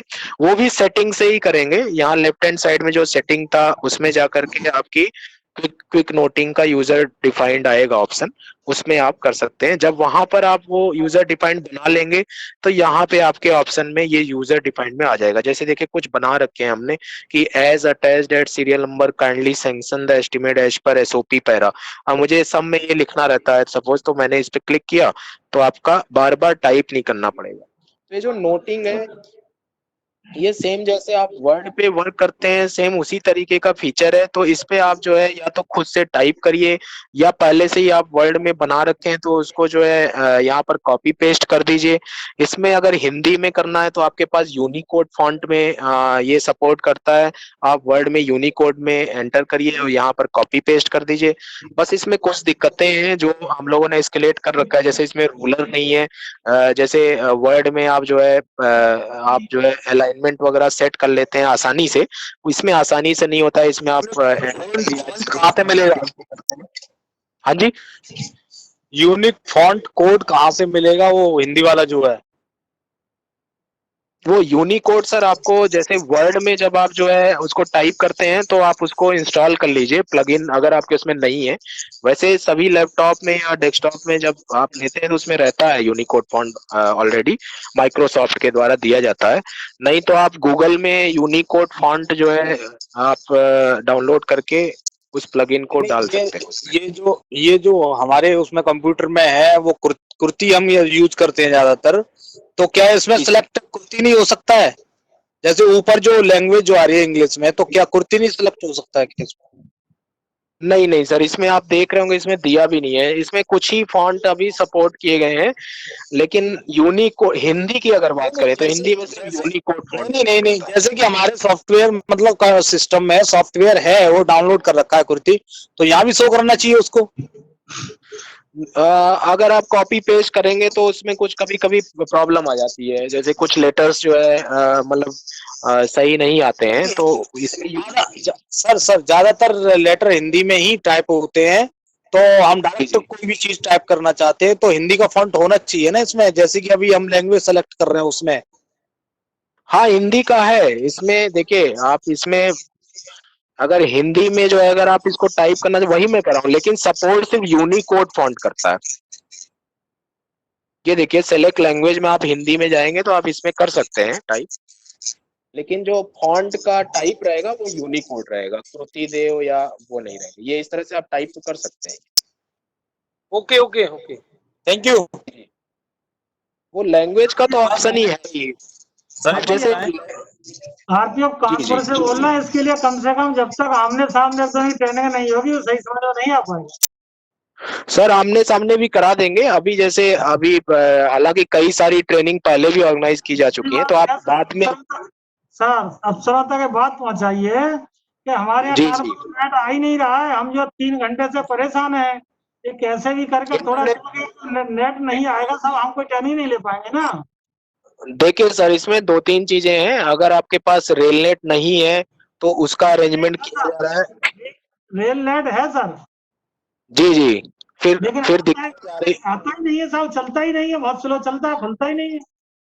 नहीं देखिए अगर आपके पास इंटरनेट है तो आपको वीपीएन दिलवा के मतलब किसी न किसी तरीके ये चीजें धीरे धीरे मतलब एसएनटी डिपार्टमेंट और रेलटेल मिल करके आपकी सॉल्व करेगी। आप उसको एस्केलेट करिए।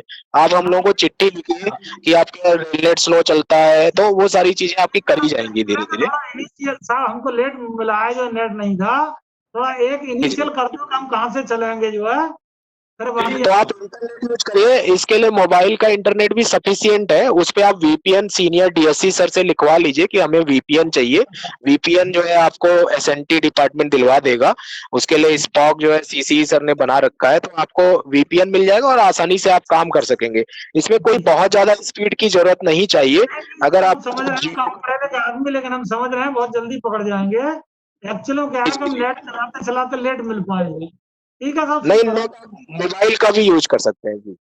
तो जैसे आपने नोटिंग इसमें ऐड कर दी, उसके बाद आपका करेस्पॉन्डेंस तैयार हो गया, नोटिंग तैयार हो गया। अब आप इसको सेंड कर सकते हैं। ऊपर आपके पास ऑप्शन आ रहा है सेंड करने का, जी तो सर। आप जो है ये सेंड ऑप्शन पे क्लिक करिए। जैसे ही सेंड ऑप्शन पे क्लिक करेंगे तो जैसे आपके रिसीप्ट में सेंड कर रहे थे, वैसे ही आपके फाइल्स में भी सेंड का ऑप्शन आ रहा है।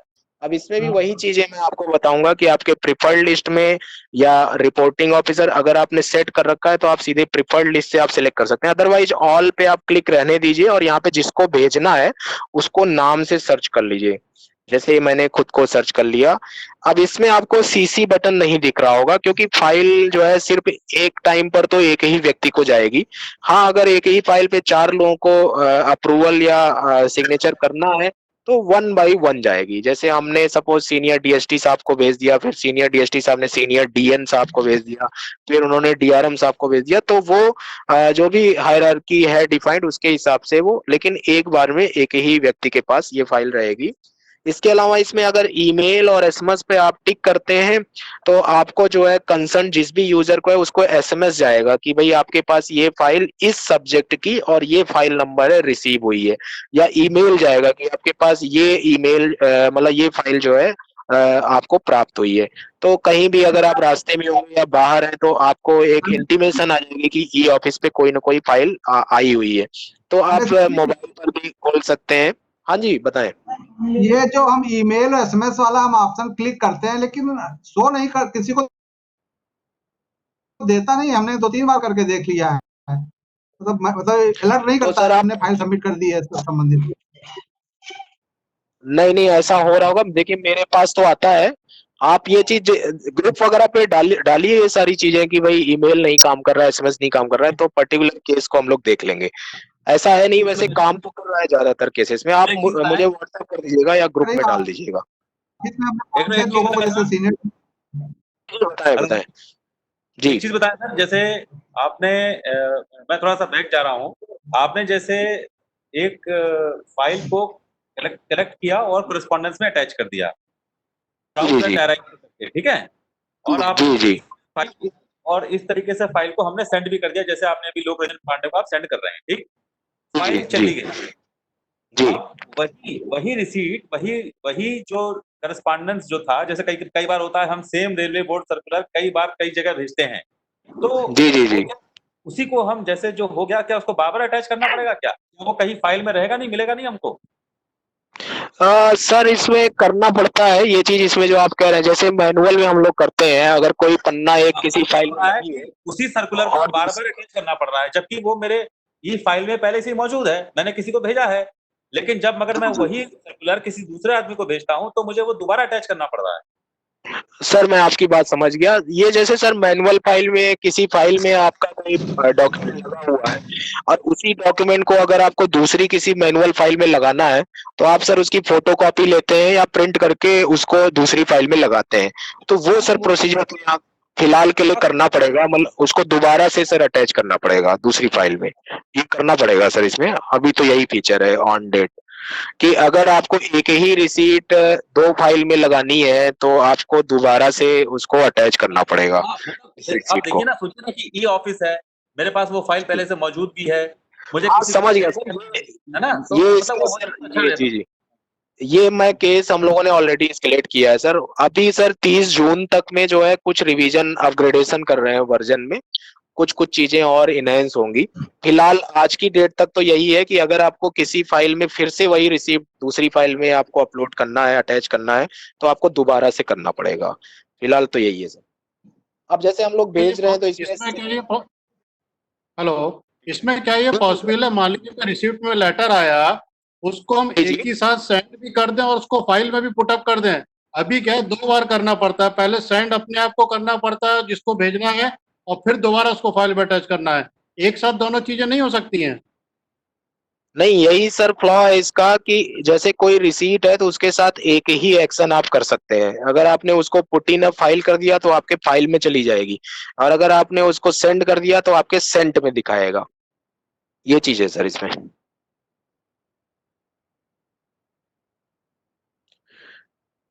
उसके बाद जैसे आपने सेट ड्यू डेट डाल दिया इसमें, और एक्शंस में से सिलेक्ट कर लिया जैसा हम लोग रिसीट में सिलेक्ट कर रहे थे।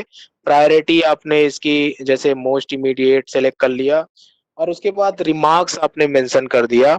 ये वाला रिमार्क्स उतना इम्पोर्टेंट नहीं है जितना रिसीट के केस में था, क्योंकि रिसीट के केस में जो रिमार्क्स था वो तो लेटर पे एक्चुअली जो हम लोग लिखते हैं वो है, और यहाँ फाइल के केस में तो ऑलरेडी अपने हम लोगों ने अपने सारे रिमार्क्स जो है पीपी में ऑलरेडी मेंशन कर रखे हैं।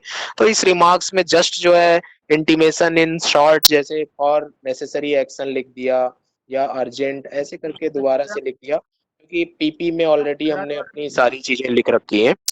उसके बाद इसको आप सेंड कर दीजिए। आपके पास ESC साइन एंड सेंड का भी ऑप्शन आ रहा है और सेंड का ऑप्शन आ रहा है, तो हमने इसको सेंड कर दिया।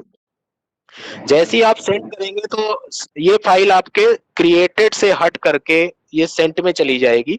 जब भी आप फाइल बनाते हैं कोई और अधूरी छोड़ देते हैं और सेंड नहीं करते हैं, तो वो फाइल आपको मिलेगी क्रिएटेड के कंप्लीटेड सेक्शन में। यहाँ पर जो आपको लेफ्ट हैंड साइड में दिख रहा है क्रिएटेड के कंप्लीटेड सेक्शन में, ये ध्यान रख लें, क्योंकि अक्सर भूल जाते हैं हम लोग कि वो फाइल कहाँ गई।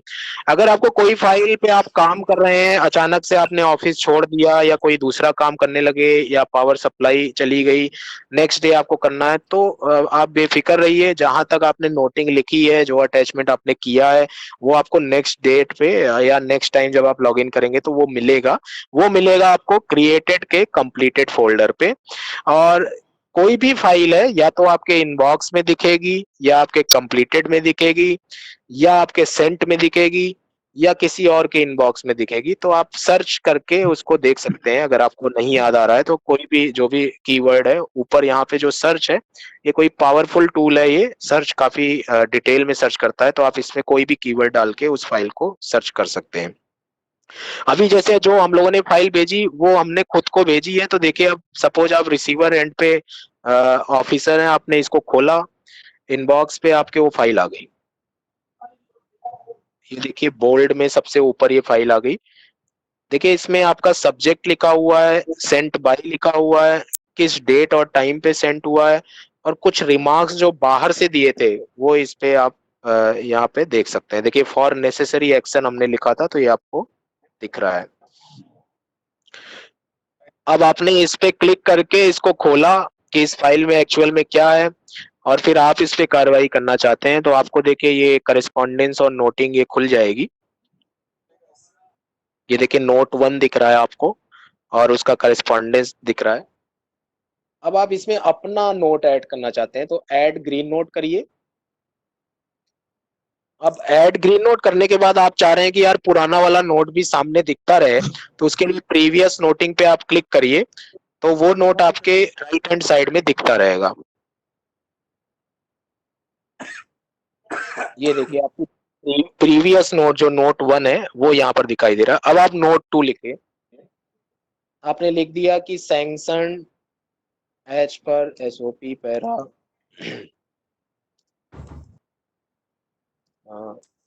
W2.2 attached. और यहीं पर हम लोग एक चीज और सीख लेते हैं कि नोटिंग का रेफरेंस कैसे देते हैं। तो आप जैसे सपोज नोटिंग बढ़ते बढ़ते अगर 40 से 50 नोटिंग हो गई, आपको लगता है कि आप 35वें नंबर की नोटिंग को रेफर करें, ताकि जो यूजर है जैसे ही उस पर क्लिक करे तो वो 35 नंबर नोटिंग ही खुले। तो उसके लिए आप लिख सकते हैं कि काइंडली रेफर नोट 5 आपने लिखा। अभी तो खैर एक ही नोट है, नोट 1 लिख दिया आपने। अब देखिए नोटिंग का रेफरेंस करने के लिए सेम जो स्टेप है वही फॉलो करेंगे। इसको ऐसे सेलेक्ट करेंगे, बस ध्यान रखेंगे कि प्रीवियस नोटिंग आपकी दिखनी चाहिए, ओपन होनी चाहिए। उसके बाद आप जाएंगे रेफरेंस में, ये जो बटन है ऊपर राइट हैंड साइड में जो ये फोल्डर टाइप का एक बटन दिख रहा है कोने में छोटा सा, इस पे क्लिक करिए। जैसे ही इस पे क्लिक करेंगे तो वो आपको पूछेगा ये कि पीपी नंबर से आपको रेफर करना है या नोट नंबर से। पीपी नंबर अभी तो पेज तो आपका आधा ही भरा हुआ है, तो आप सीधे नोट नंबर से सिलेक्ट कर लीजिए। तो इसमें सारी नोट आ जाएंगी, नोट 1 2 3 4 5 6। तो आपको दाहिने साइड में दिखाई दे ही रहा है सारे नोट, तो आप नोट 1 सेलेक्ट कर लीजिए कि आप नोट 1 को रेफर करना चाहते हैं। तो ये देखिए ये हाईलाइट हो गया। अब प्रीव्यू में जाके देखिए, इस तरह से आपको दिखेगा यूजर एंड पे, काइंडली रेफर नोट 1। जैसे ही वो नोट 1 पे क्लिक करेंगे तो उनका नोट 1 खुल जाएगा। तो ये हुआ हाईलाइटिंग या रेफरेंसिंग नोटिंग साइड कंटेंट। तो करेस्पॉन्डिंग साइट का भी हम लोगों ने देख लिया था कि अगर आप ऑल पे क्लिक करिए और इसी रेफरेंस वाले बटन पर जाइए तो पेज नंबर मांगता है, उसमें आपने पेज नंबर डाल दिया तो करेस्पॉन्डिंग साइट के किसी पर्टिकुलर पेज को आप रेफर कर सकते हैं। In the same way we can also refer noting site content also, note number से या पेज नंबर से आप उसको रेफर कर सकते हैं। और आपने इसको फिर से सेट कर नोटिंग का कोई लाइन रेफर कर सकते हैं? सर लाइन तो नहीं, मतलब उसमें जैसे मार्क करते हैं कि जैसे ए सैंक्शन और ए इसमें मान लीजिए कोई लाइन है तो वो रेफर कर सकते हैं? सर इसमें वो प्रोविजन नहीं है। जैसे हम लोग ए बी सी लिखते हैं कि एज पर ए बी बना के लिख देते हैं या कलर कर देते हैं, उसका फिर सर तरीका है कि उसको या तो कलर कर दीजिए ऑलरेडी, या फिर आप उसमें लिखिए पैरा 1 2 ऐसे लिखना पड़ेगा, पैरा 1 ऑफ नोट 2 या इस तरह से लाइन 2 ऑफ नोट 2। हालांकि इतना सफिशियंट है सर कि इसमें जैसे नोट 1 उन्होंने खोला तो उसमें 15-20 लाइन है सपोज, तो आप लाइन वाइज लिख सकते हैं, आप मैटर का नाम लिख सकते हैं उसमें, लेकिन वो वाला प्रोविजन सर इसमें अभी नहीं है। आप सेलेक्ट सीधी करें, वो नहीं है फिलहाल। अभी इसमें हम लोग देख लें कि ड्राफ्ट कैसे अटैच करते हैं। जैसे हमें कोई फाइल आगे भेजनी है तो उसके साथ हम सिग्नेचर चाह रहे हैं किसी पर्टिकुलर पेज पे ड्राफ्ट पे, तो वो कैसे करें, या हमें अकाउंट्स में कोई एस्टिमेट भेजना है तो उसकी वेटिंग करानी है तो वो कैसे अटैच करें। तो ऐसी सारी चीजें जिसपे हमें सिग्नेचर चाहिए या अप्रूवल चाहिए, ऐसे सारे डॉक्यूमेंट हम लोग ड्राफ्ट में अटैच करेंगे। और ड्राफ्ट का ऑप्शन ऊपर आ रहा है, देखिए नोटिंग करेस्पॉन्डेंस, ये ड्राफ्ट है। ड्राफ्ट में जैसे ही आपने क्लिक किया इसमें दो ऑप्शन आ रहा है, क्रिएट न्यू ड्राफ्ट और व्यू ड्राफ्ट। व्यू ड्राफ्ट के माध्यम से आप देख सकते हैं इसके साथ कोई ड्राफ्ट अटैच है या नहीं है, और क्रिएट न्यू ड्राफ्ट के माध्यम से जो है आप नया ड्राफ्ट इसमें अटैच कर सकते हैं। आप क्रिएट न्यू ड्राफ्ट में गए तो देखिए इसमें भी वही सेम अपलोड फाइल का ऑप्शन आ रहा है।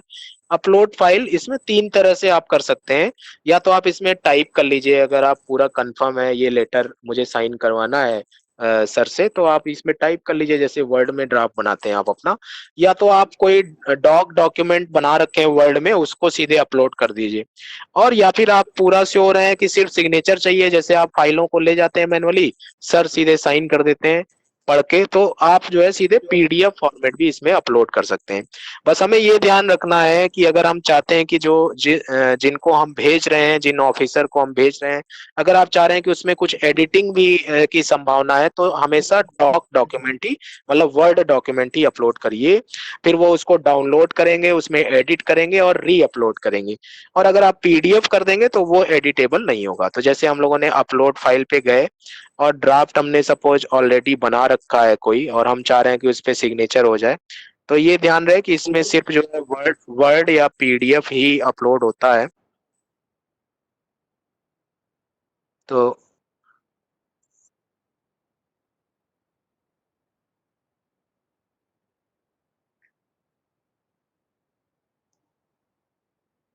जैसे आपने जो डेस्कटॉप पे बना रखा है वो आप यहाँ से ब्राउज कर सकते हैं।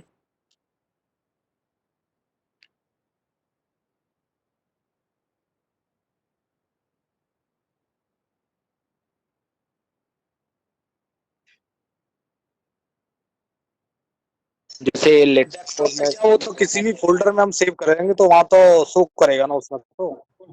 जी हाँ जी सर, ही कर रहा था सर, एक डॉक्यूमेंट ढूंढ रहा था। जैसे ये सपोज कोई एक एस्टिमेट है, मैं इसमें साइन करवाना चाह रहा हूँ लेटर में, ये अपने बना के पहले से रखा हुआ, अब मैं चाह रहा हूँ कि हमारे सर यहाँ पे साइन कर दें, तो इसको हम लोग अपलोड कर देंगे इस तरह से।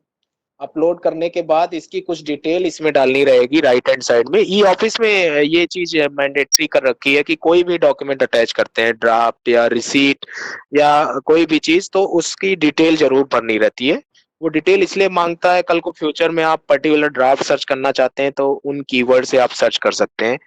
यहाँ पर जिसको ड्राफ्ट इश्यू होना है उसका नाम आप डाल सकते हैं, या सपोज आपके पास ही आना है साइन होने के बाद तो आप अपना भी नाम डाल सकते हैं। हेलो, हाँ जी सर। जी बताएं। हाँ जी सर, जी बताएं। एक क्वेश्चन है, जैसे कि हमारी फाइल है जिसके अंदर कुछ फाइल ऐसी होती हैं जिसमें सीक्वेंसिंग होती है पेज नंबर की, और अगर जी जैसे जी हमारी 10 पेज हैं एक फाइल के अंदर और सारी सीक्वेंसिंग के साथ में है, जिसमें हम सीक्वेंसिंग को चेंज नहीं कर सकते।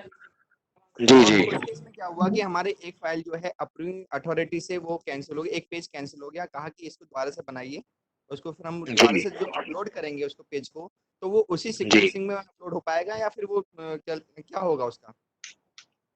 नहीं सर, वो जैसे आपने 1 से लेके 40 तक एक कोई रिसीट बना के अपलोड किया हुआ है और उस 40 में से आप चाह रहे हैं कि 35 नंबर पन्ना जो है गलत हो गया है, तो वो पन्ना आपका 41वें नंबर पर ही आएगा। वो चीज आप नोटिंग में आप मेंशन करना पड़ेगा। जी अच्छा, तो मतलब वो ये जी जी सीक्वेंसिंग नहीं हो पाएगी, इसके हाँ अंदर बस हमें नोटिंग ऐड करनी पड़ेगी इसमें।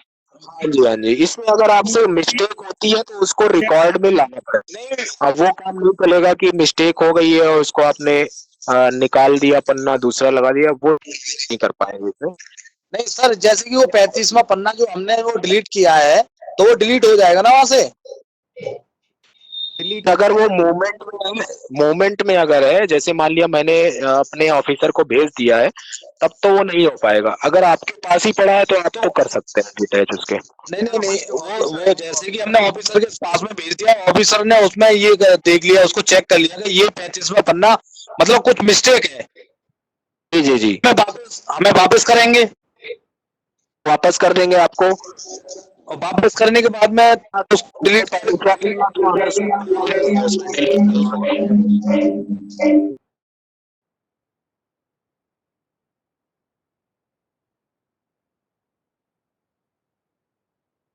आप नहीं निकाल सकते हैं उसमें से, अगर उन्होंने कुछ कमेंट कर, जब तक वो आपके पास है तभी आप उसको डिटैच कर सकते हैं। अच्छा अच्छा। जी जी। तो जैसे ये आपने ड्राफ्ट इसमें अटैच कर दिया, इसके अलावा आप जो है यहाँ पे राइट हैंड साइड में देखिए अटैच फाइल का ऑप्शन आ रहा है। इसमें सपोज आपने वेटिंग के लिए कोई एस्टिमेट तैयार कर रखा है तो उसकी एक्सेल शीट इसमें डाल दीजिए ताकि कैलकुलेशन वगैरह अकाउंट्स वाले उससे इजीली देख सकें। तो ये वाला जो अटैच फाइल है ये सीधे आपके डेस्कटॉप से उठाएगा, मतलब आपके कंप्यूटर से उठाएगा, जहां भी फोल्डर में आपने रखा हुआ है वहां से उठाएगा। तो आप इसमें एक्सेल, पीपीटी, अदर फॉर्मेट्स इसमें सपोर्ट करता है। तो जो आप एस्टिमेट वगैरह वेट कराना चाहते हैं तो उसकी एक्सेल कॉपी इसमें डाल सकते हैं। और इस ड्राफ्ट की एक लिमिटेशन है, जैसे ये जो डीएफए है इसमें सिंगल पेज में या डबल पेज है तो किसी एक पेज पे ही साइन होता है। जैसे 2 पेज का है तो दूसरे पेज पे सिग्नेचर। अब अगर सपोज आपको कोई एक ऐसा डॉक्यूमेंट साइन करवाना है जिसमें 4 लोगों की साइन होनी, कोई एमओएम है, तो उसको आप जो है लेफ्ट हैंड साइड में यहाँ तो अपलोड कर ही दीजिए, साथ में उसको यहाँ राइट हैंड साइड में अटैच फाइल में भी अपलोड करिए पीडीएफ फॉर्मेट में। तो प्रोसीजर ये रहेगा कि जिस भी ऑफिसर को आप भेज रहे हैं वो डाउनलोड करेंगे और उसको पीडीएफ के थ्रू साइन करेंगे एडोब रीडर में खोल करके, या जो भी रीडर आपके पास है, फिर उसको अपलोड करेंगे दोबारा। और सारे वर्जन इसमें ऑलरेडी रिकॉर्ड में रहेंगे कि वर्जन 1, वर्जन 2, साइंड वर्जन ये। तो अगर आपको किसी को मोर देन 1 यूजर से साइन करवाना है, जैसे हम लोगों को करवाना रहता है ज्वाइंट सर्वे रिपोर्ट में या एमओएम में, तो उसको आप जो है अटैच फाइल में यहाँ पर जो है अटैच करेंगे। इसके बाद इसको सेव कर दीजिए। सेव करने के बाद आप ये आपका ड्राफ्ट जो है तैयार हो गया है। अब आपकी जो ये फाइल है, देखिए इसमें तो आपका नोटिंग, करेस्पॉन्डेंस और ड्राफ्ट में आप जाइए, देखिए व्यू ड्राफ्ट पे अगर आप क्लिक करते हैं, व्यू ड्राफ्ट पे ऊपर, तो देखिए आपका ड्राफ्ट शो कर रहा है यहाँ पे DFA/2303।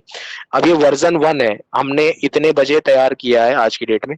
अब किसी को लगा यार ये गलत है, तो अगर उसको नया ड्राफ्ट अटैच करेगा तो उसमें वर्जन 2 लिख के आ जाएगा, ड्राफ्ट नंबर यही रहेगा।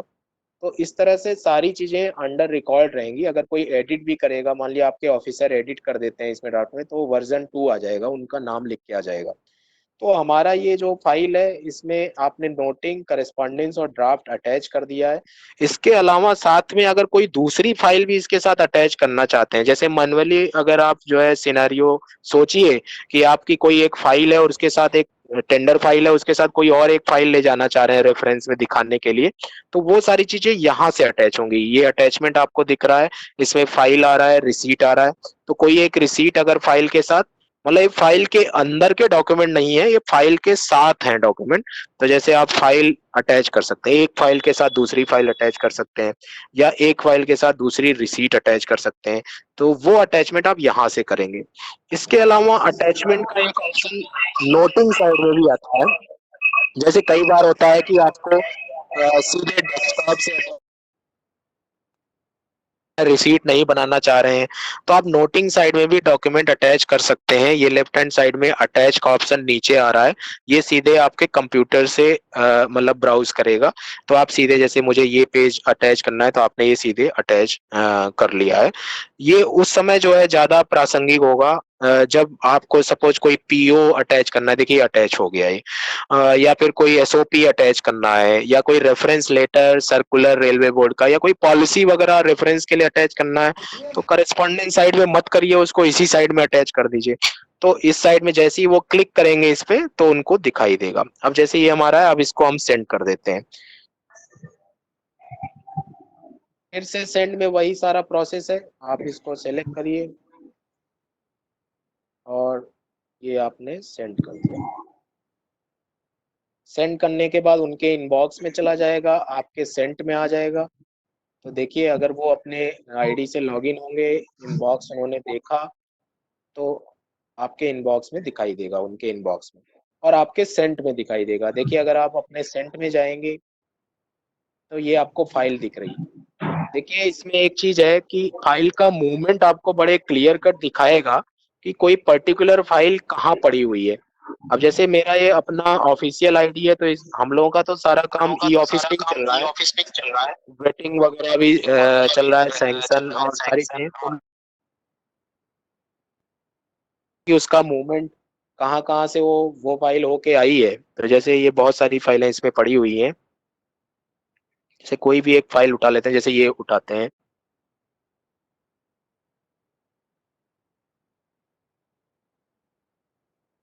ये फाइल सपोज हमने 10 दिन पहले भेजी थी। अब हम जानना चाह रहे हैं कि ये फाइल कहाँ पड़ी हुई है, या किन किन लोगों के पास से गुजरी है, लोगों ने कब कब कौन सा मतलब रिमार्क ऐड किया है। देखिए ये मूवमेंट्स पे आप क्लिक करिए,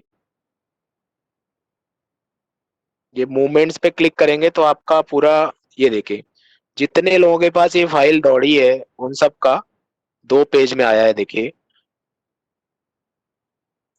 जहां से इनिशिएट हुई है और जितनी बार जितने टाइम पे, ये इसका अच्छा फीचर है ई ऑफिस का। अभी तो क्या होता है पता नहीं चलता है, पता चला 18 जून पड़ा हुआ है, कब उन्होंने साइन किया, शाम को, सुबह, या कल किया, डेट पुरानी डाल दी।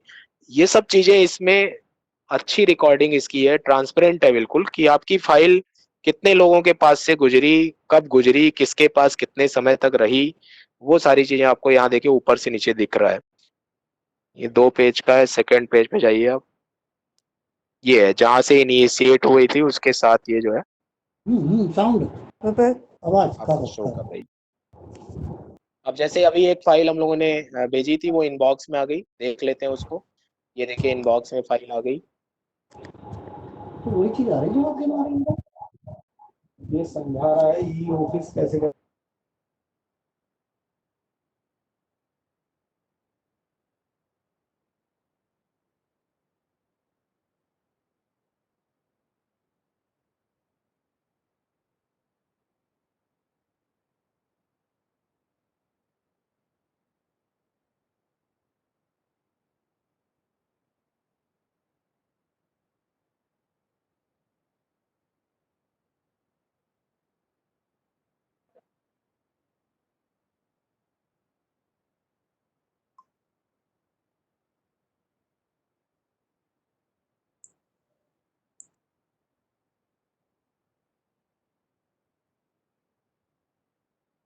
सर आवाज नहीं आ रही। हेलो, हाँ जी। जैसे आपने ये फाइल देखी, इसमें आपकी नोटिंग हुआ, करस्पॉन्डेंस हुआ, ये आपका जो रेफरेंसिंग आपने किया था ये यहाँ पे दिखाई दे रहा है। जैसे करस्पॉन्डेंस की रेफरेंसिंग है, ये देखिए ये खुल गया इस पे क्लिक करते ही। ऐसे आपकी नोटिंग की रेफरेंसिंग है, इस पे जैसे ही आपने क्लिक किया तो आपका नोट खुल गया। और इसके अलावा आपने ड्राफ्ट अटैच किया तो ड्राफ्ट देखेंगे कहाँ से, ये ड्राफ्ट में जाइए और व्यू ड्राफ्ट में जाइए। इसमें ऊपर एक सिंबल बना हुआ है छोटा सा, ये देखिए ये फाइल का, ये शो कर रहा है कि इस फाइल के साथ एक ड्राफ्ट भी है। ये जहां ऊपर छोटा सा बना हुआ है टिक मार्क है, ये बता रहा है कि इसके साथ एक ड्राफ्ट भी है।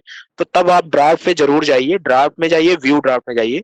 राइट हैंड साइड में आप देखिए ये एक ड्राफ्ट अटैच्ड है, DFA 2303। आप इस पे क्लिक करिए, आपका ड्राफ्ट खुल गया। ये देखिए आपका ड्राफ्ट खुल गया है। अब कंसर्न बंदा क्या करेगा, इसको अप्रूव कर देंगे एक बार, और अगर एडिट करना है तो एडिट पे जाके, अगर ये वर्ड में होता तो एडिट पे जाके उसमें अपने हिसाब से एडिट कर लीजिए, फिर अपनी साइन कर दीजिए। साइन करने के लिए पहले इसको अप्रूव करना पड़ेगा, क्योंकि ये ड्राफ्ट है, अभी अप्रूवल के लिए आया है। तो आप इसको अप्रूव पे क्लिक करिए। अप्रूवल में वो आपको एक डायलॉग बॉक्स देगा कि भाई आप कंफर्म करना चाह रहे हैं, आपने ओके कर दिया। ये देखिए ये अप्रूव हो गया। उसके बाद आप देख रहे होंगे साइन का ऑप्शन आ रहा है, कस्टम साइन का या DSC साइन का। कस्टम साइन मतलब जैसे जहां पे मेरा नाम लिखा है नीचे, वहां पे अगर मैं साइन करना चाहता हूँ, या जहां भी आप करना, जैसे ये लिखा हुआ है DGM TM, यहाँ पे सपोज साइन करना है, तो कस्टम साइन करने पे कर्सर से मैं यहाँ पे जा सकता हूँ। ये कस्टम साइन पे क्लिक करके ये देखिए कस्टम साइन पे खुल गया। अब सपोज मुझे यहाँ पे साइन करना है, तो इस तरह से आप बॉक्स बना लीजिए और ओके अप्रूव जो भी मैसेज आएंगे वो करते जाइए, तो यहाँ पे साइन हो जाएगा। उसके बाद साइन करने के बाद इसको आप डिस्पैच कर दीजिए, डिस्पैच बाय सेल्फ जैसे ऑप्शन दिख रहा है। तो डिस्पैच का मतलब है कि ये आपके करस्पॉन्डेंस में जाके अटैच हो जाएगा। ये देखिए मैंने डिस्पैच बाय सेल्फ किया। अब इसमें अगर आपको थर्ड पार्टी को भेजना है, कोई मान लिया ई ऑफिस में नहीं है, अब ड्राफ्ट तो साइन हो गया है, अब उस ड्राफ्ट को सर्कुलर बनाते हुए कई लोगों को भेजना है, तो उसके कई तरीके हैं। या तो जब आपके पास आया तो उसको डाउनलोड करके उसकी एक नई रिसीट बना करके उसको सबको सर्कुलेट कर दीजिए, या फिर आप उसको ईमेल के माध्यम से भेज दीजिए। कई लोग जो है ई ऑफिस पे नहीं है, सपोज किसी प्रोडक्शन यूनिट का या PSUs का है, उससे संबंधित है, तो आप उसको मेल कर सकते हैं, या वेंडर को, थर्ड पार्टी को, या आउटसाइडर है, या कोई आपका फील्ड का बंदा है उसके वो ई ऑफिस पे नहीं है, तो आप उसको ईमेल डिटेल्स में यहाँ क्लिक करके, डिस्पैच ऑप्शन में आ रहा है ये ईमेल डिटेल्स पे, यहाँ पे आप उसका ईमेल डाल सकते हैं। तो देखिए ये ड्राफ्ट आपका अटैच हो गया है, साइंड ड्राफ्ट है ये आप सेंड कर सकते हैं। तो जैसे आपने इसको, नीचे ऑप्शन आ रहा है सेंड विथ फॉलो अप या सेंड विदाउट फॉलो अप। इसका जस्ट ये मतलब है कि फॉलो अप का मतलब फ्यूचर में भी आप इसमें करेक्शन चाहते हैं, या इस एक ड्राफ्ट के अगेंस्ट में दूसरा ड्राफ्ट भी चाहते हैं, तो कोई बहुत बड़ा मैटर नहीं है। अब मैंने सेंड विदाउट फॉलो अप पे क्लिक कर दिया, तो ये ड्राफ्ट जो है आपका डिस्पैच हो गया। देखिए इसमें लिख के आ रहा है ना, इश्यूड एंड डिस्पैच्ड। तो जो आपका अकाउंट वाला आदमी होगा वो यही काम करेगा, आपका एस्टिमेट देखेगा, उसको अप्रूव करेगा, साइन कर देगा, तो मतलब वो आपका डिस्पैच हो गया, मतलब वेटेड हो गया। अब देखिए वो आपके फाइल में आ जाएगा, जैसे ये डिस्पैच नंबर वगैरह आ गया इसका, और उस फाइल को अगर आप देखेंगे,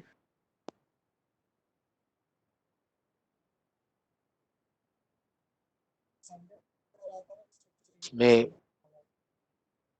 देखिए TOC में जाइए आप,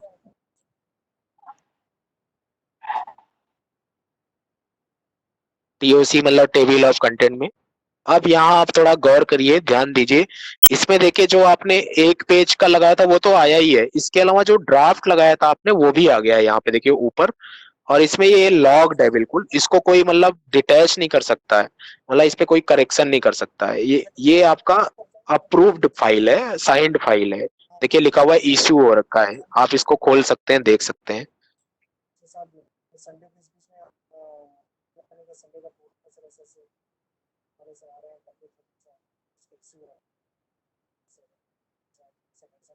ये आपका इस तरह से देखिए, इसमें आपका अप्रूवल नंबर पड़ गया है I/542 ये। इस चीज को आप बिल्कुल ऑफिशियल मानेंगे और इसके माध्यम से आप भेज सकते हैं।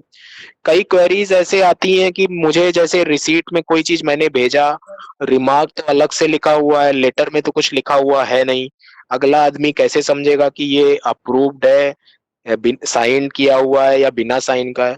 तो उसके लिए देखिए ई ऑफिस में जो हम लोगों की आईडी है gov.in आईडी, वो इटसेल्फ जो है एक ऑथेंटिकेशन है। तो आप बिल्कुल ये फिक्र ना करिए कि कोई आदमी ये कह दे कि भैया ये नहीं मानेंगे, ये तो साहब की साइन ही नहीं है इसमें। तो वो हमारी साइकोलॉजी बनी हुई है कि कोई चिट्ठी हो उसमें अंदर जो है रिमार्क लिख के साइन हो तभी माना जाएगा। क्योंकि देखिए जो रिसीट नंबर पड़ा हुआ है वही इटसेल्फ एक ऑथेंटिकेशन है कि ये किस बंदे ने, किस यूजर ने इस रिसीट को बनाया है। He is solely responsible for all the activities he has inserted in that, जो भी रिमार्क्स उसने डाला हुआ है। तो ये हम बेफिक्र रहें, अगर कोई रिसीट आपके पास आई है उस पूरे रिसीट को आप भेज दीजिए किसी के पास, तो वही आपका ऑर्डर हो जाएगा। मतलब उसके बेस पे वो अंदर कार्रवाई कर सकते हैं, क्योंकि उसमें आपका रिसीट नंबर पड़ा हुआ है और रिमार्क्स पड़ा हुआ है। तो हमारा जो है अप्रूव किया गया है या रिमार्क लिखा गया है। और डीएससी की जरूरत है कि नहीं, ये आपका अपना मैनेजमेंट और एडमिनिस्ट्रेशन का कॉल रहेगा कि आप, क्योंकि ये within organisation unit e office हम लोग चला रहे हैं। तो आपके ऑर्गेनाइजेशन यूनिट के हेड का, डीआरएम साहब का या आपके ब्रांच ऑफिसर का, जीएम साहब का लुकआउट है या आपका अपना है कि कैसे आप किसी भी डॉक्यूमेंट को साइंड मान रहे हैं, अप्रूव मान रहे हैं। क्योंकि इटसेल्फ आपके पास एक ऑथेंटिकेशन gov.in आईडी का है जो आपका अपना पर्सनल है और पूरा सिक्योर है। एनआईसी उसको प्रोवाइड किया हुआ है, उसमें कई लेयर की सिक्योरिटीज ऑलरेडी अवेलेबल है। तो ये तो था हमारा, जैसे कोई भी फाइल आपने पुटअप करनी है तो उसके लिए ड्राफ्ट वगैरह कैसे अटैच करेंगे, करस्पॉन्डेंस कैसे अटैच करेंगे, उस फाइल के साथ अगर कोई अटैचमेंट करना है फाइल और रिसीप्ट, तो वो सब हम लोगों ने देख लिया है।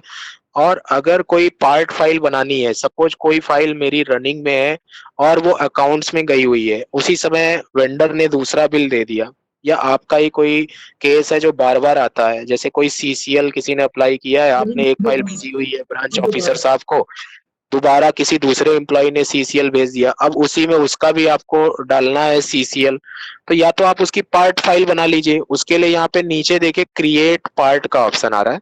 क्रिएट पार्ट में आप जाएंगे तो जो फाइल आपने भेजी हुई है उन सबको आप ब्राउज कर सकते हैं। देखिए ब्राउज फाइल पे क्लिक करिए तो आपके पास ऑप्शन है, जो जो फाइलें आपने भेजी हुई हैं उनकी आप पार्ट फाइल बना सकते हैं। पार्ट फाइल का मतलब आप समझ ही रहे हैं कि जैसे वो फाइल ऑलरेडी रनिंग में है, अभी आपको उसी का एक अगला केस जो है करना है, तो आप उस पार्ट फाइल को बना सकते हैं।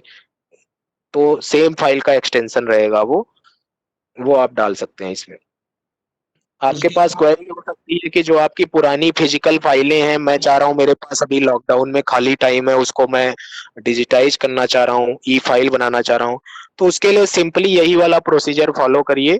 आप एक नई फाइल नंबर बनाइए, सब्जेक्ट डालिए उसका, और सारे उसके डॉक्यूमेंट स्कैन करके आप उसमें अटैच करके उस फाइल को अपने पास रख लीजिए। क्रिएटेड में पड़ी रहेगी तो आपकी वो ई फाइल हो जाएगी।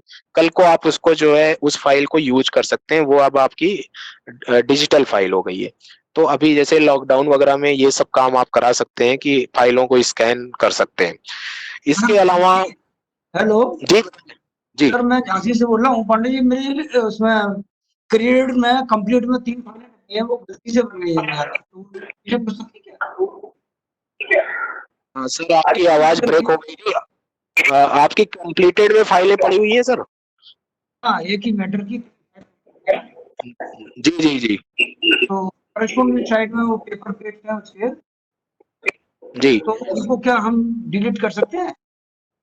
सर डिलीट तो नहीं कर सकते, पार्क का ऑप्शन आता है, पार्क फाइल का। देखिए जैसे मैं अपने कंप्लीटेड में गया, अभी जैसे मैं जी जी जैसे मेरे में भी पड़ी है, देखिए आपकी ऐसी 3 फाइलें हैं। ये फाइल तो जी जी ये चाह रहा हूँ मैं, ये तो गलती से बन गई ये वाली फाइल, तो आप उसको सर पार्क फाइल बना सकते हैं सर। इसमें देखिए ऑप्शन आएगा ये पार्क फाइल का, इस फाइल को सर पार्क कर दीजिए, अलमीरा के अंदर सर बंद करके रख दीजिए, फिर कोई सर इस फाइल को देखेगा नहीं, मतलब आपके उसमें भी नहीं दिखाएगा। अभी मैंने कहीं सेंड नहीं किया, मेरे पास ही है।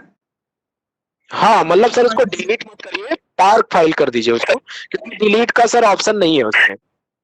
Thank you. जैसे पार्क फाइल का ऑप्शन इसलिए दिया गया है, जैसे कोई अर्जेंट फाइल है, आप नहीं चाहते हैं कि कोई आपकी फाइल को पुल अप करे, वो ऑप्शन मैं बता दे रहा हूँ। जैसे आप पर्टिकुलर ऑफिस में है, सपोज आप ऑफिस ऑफ सीसी में है, ऑफिस ऑफ पीसीएसटी में है, या पीसीएमई में है, तो आप उस ऑफिस के बाकी लोगों की फाइलें पुल अप कर सकते हैं, देख सकते हैं। वो कहाँ से देखेंगे? जैसे देखिए आपने इनबॉक्स पे क्लिक किया, ऊपर देखिए ऑप्शन आ रहा है हायरार्किकल व्यू, ये ऑप्शन आ रहा है हायरार्किकल व्यू।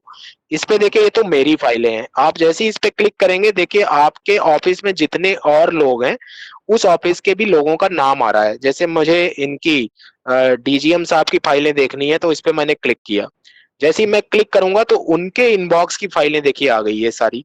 अब मुझे लग रहा है कि इसमें से ये फाइल तो मेरी ही है, मुझे चाहिए दोबारा, तो आपने ऑलरेडी उनको वर्बली इन्फॉर्म कर रखा है व्हाट्सएप फोन पे, या आप पुल अप कर सकते हैं। ये पुल करिए, पुल पे ऑप्शन जाइए, और इस पे जो है, अब जैसे वो इस पे काम कर रहे हैं तो इसलिए आप पुल नहीं कर सकते हैं। और अगर अब वो आपका जो है ऐसे पड़ा हुआ है फाइल आइडल स्टेट में, तो आप पुल अप कर सकते हैं। मतलब आपके पास ऑप्शन है कि आप और जी अगर जी करस्पॉन्डेंट फाइल में बताएं। हमने 15 पेज टेस्ट कर दिए हैं, लोड कर दिए हैं, अपलोड, और अगर उसमें हम जी जी 5 और करना चाहते हैं तो हो सकते हैं क्या? मतलब आपने सर अपलोड किए हैं और करना चाहते हैं? जी।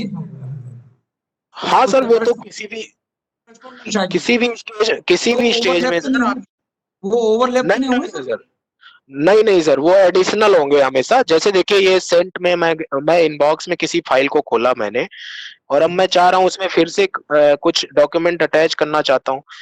इसमें आप किसी भी, हाँ जी, किसी भी लेवल पे, किसी भी स्टेज पे कोई भी डॉक्यूमेंट आप टीओसी में जाकर के, टेबल ऑफ कंटेंट में जाके, ये देखिए टीओसी में गया मैं, ये हमेशा हमारे लिए खुला हुआ है, आप अटैच कर सकते हैं। ये अटैच में गई जाइए, ये अटैच कर सकते हैं आप आराम से। पहले वाला लेफ्ट तो नहीं होगा? नहीं लैप्स नहीं होंगे सर, वो तो एक बार अगर कोई फाइल सर मूवमेंट में आ गई ना, तो उसके अटैचमेंट आप डिटैच कर ही नहीं सकते हैं। हाँ, अगर आपके पास कोई फाइल है उसको डिटैच करना है आपको, तो उसका तरीका ये है, ऐसे सेलेक्ट करिए और इसमें जाइए, इसमें देखिए डिटैच का ऑप्शन आ रहा है। सपोज आपने गलती से लगा दिया, आपको दोबारा लगाना है स्कैन करके, तो आप उसको यहाँ पे आपके रिसीट में चलेगा, रिसीट में क्योंकि ये सारी रिसीट है सर, जो भी करस्पॉन्डेंस में आप अटैच कर रहे हैं, ये नन अदर देन रिसीट है, मतलब ये केवल रिसीट्स ही हैं। तो ये रिसीट्स आपके वापस रिसीट में चली जाएगी क्रिएटेड में। Hello sir. चलो थैंक यू, बताएं। थैंक यू जी सर, जैसे मोर देन 50 पेजेस हैं, एक बार की रिसीट्स में वो 20 MB में अपलोड नहीं हो पा रहे हैं, तो क्या सेम फाइल में उसको अटैच करने के लिए 2 बार 3 बार रिसीट बनाई जा सकती है? हाँ सर बिल्कुल, वो तो ऑप्शन है। आप उसको रिसीट का नाम ऐसे डाल दीजिए 1 to 50, page number 50, 1 to 100।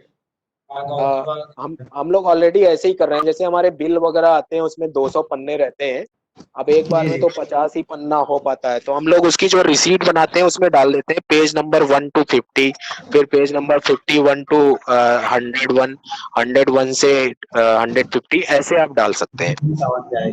Okay sir, thank you. Maximum limit नहीं है, मैक्सिमम तो आप कितना भी, आप 1000 पन्ना 2000 पन्ना डाल सकते हैं। इसके अलावा आपके पास फीचर है, कभी किसी स्टेज पे आपको किसी को पूरी फाइल भेजनी हो तो आप उसको डाउनलोड कर सकते हैं। देखिए लेफ्ट हैंड साइड में छोटा सा बटन है पीडीएफ का, रेड सा आपको दिखाई दे रहा होगा, तो आप जैसे ही आप इस पे क्लिक करेंगे, देखिए आपके पास ऑप्शन आ रहा है कि whether you want to generate complete file, notings, correspondence, draft. तो अगर आपको सिर्फ नोटिंग किसी को देनी है, सपोज बीच में किसी हायर ऑफिसर ने आपसे बोला कि यार अच्छा उसकी नोटिंग भेजो, अभी तक देख रहा हूँ इसमें, तो आपने इसमें नोटिंग्स में गए, ओके कर दिया आपने, तो ये आपकी डाउनलोड हो जाएगी। आप इसको व्हाट्सएप वगैरह पे उनको भेज सकते हैं। कभी कभी थर्ड पार्टी को भी जरूरत पड़ती है, सपोज आप आरवीएनएल से डिस्कशन में, वो कह रहे हैं कि क्या प्रोसेस हुआ इंटरनल, अभी ऐसा कुछ कॉन्फिडेंशियल नहीं है, तो आप भेज सकते हैं नोटिंग को डाउनलोड करके। ये देखिए ये नोटिंग हमने डाउनलोड कर ली, तो अभी तक की नोटिंग ये आ गई है। ये सर क्या ई ऑफिस एक्सेस करने के लिए रेल नेट का होना जरूरी है? जी बिल्कुल सर, ये सिक्योरिटी पर्पज के लिए, क्योंकि ये इंडियन रेलवेज का इंटरसिटी ऑफिस है तो रेलनेट को मैंडेटरी बनाया गया है। हालांकि इंटरनेट के माध्यम से भी वीपीएन के थ्रू जो है ई ऑफिस एक्सेस किया जा सकता है। ये ऑफिस टाइम में ही करने को है। अगर आपको घर पे या इंटरनेट के माध्यम से करना है तो आप अपने एचओडी से या ब्रांच ऑफिसर से जो है रेलटेल को दिलवा दीजिए, तो आपको वो वीपीएन प्रोवाइड कर देंगे। वीपीएन आईडी सिंपली, उसके माध्यम से आप जो है घर से भी कर सकते हैं या ऑन दी गो भी कर सकते हैं, और मोबाइल पे भी ये चलता है। ओके जी, थैंक यू। हेलो सर ये एक क्वेश्चन था सर आगरा से। बताइए बताइए सर। जी जी बताइए, सुन रहा हूँ। हम लोग कहते हैं जैसे कि लीव को ई ऑफिस से भेजिए, एलएपी हुआ या सीएल हुआ, तो सर कैसे भेजेंगे सर? ब्राउज़र डायरी से भेजेंगे कि फाइल बना के भेजेंगे सर? सर इस तरह के सभी केसेस के लिए जितने डीलर्स हैं उनको मैं सजेस्ट करूंगा कि आप एक एक फाइल बना लीजिए, एक एक मैटर के लिए, एक एक सब्जेक्ट के लिए। सपोज सीसीएल हुआ, एलएपी हुआ, तो आप LAP of staffs under senior DS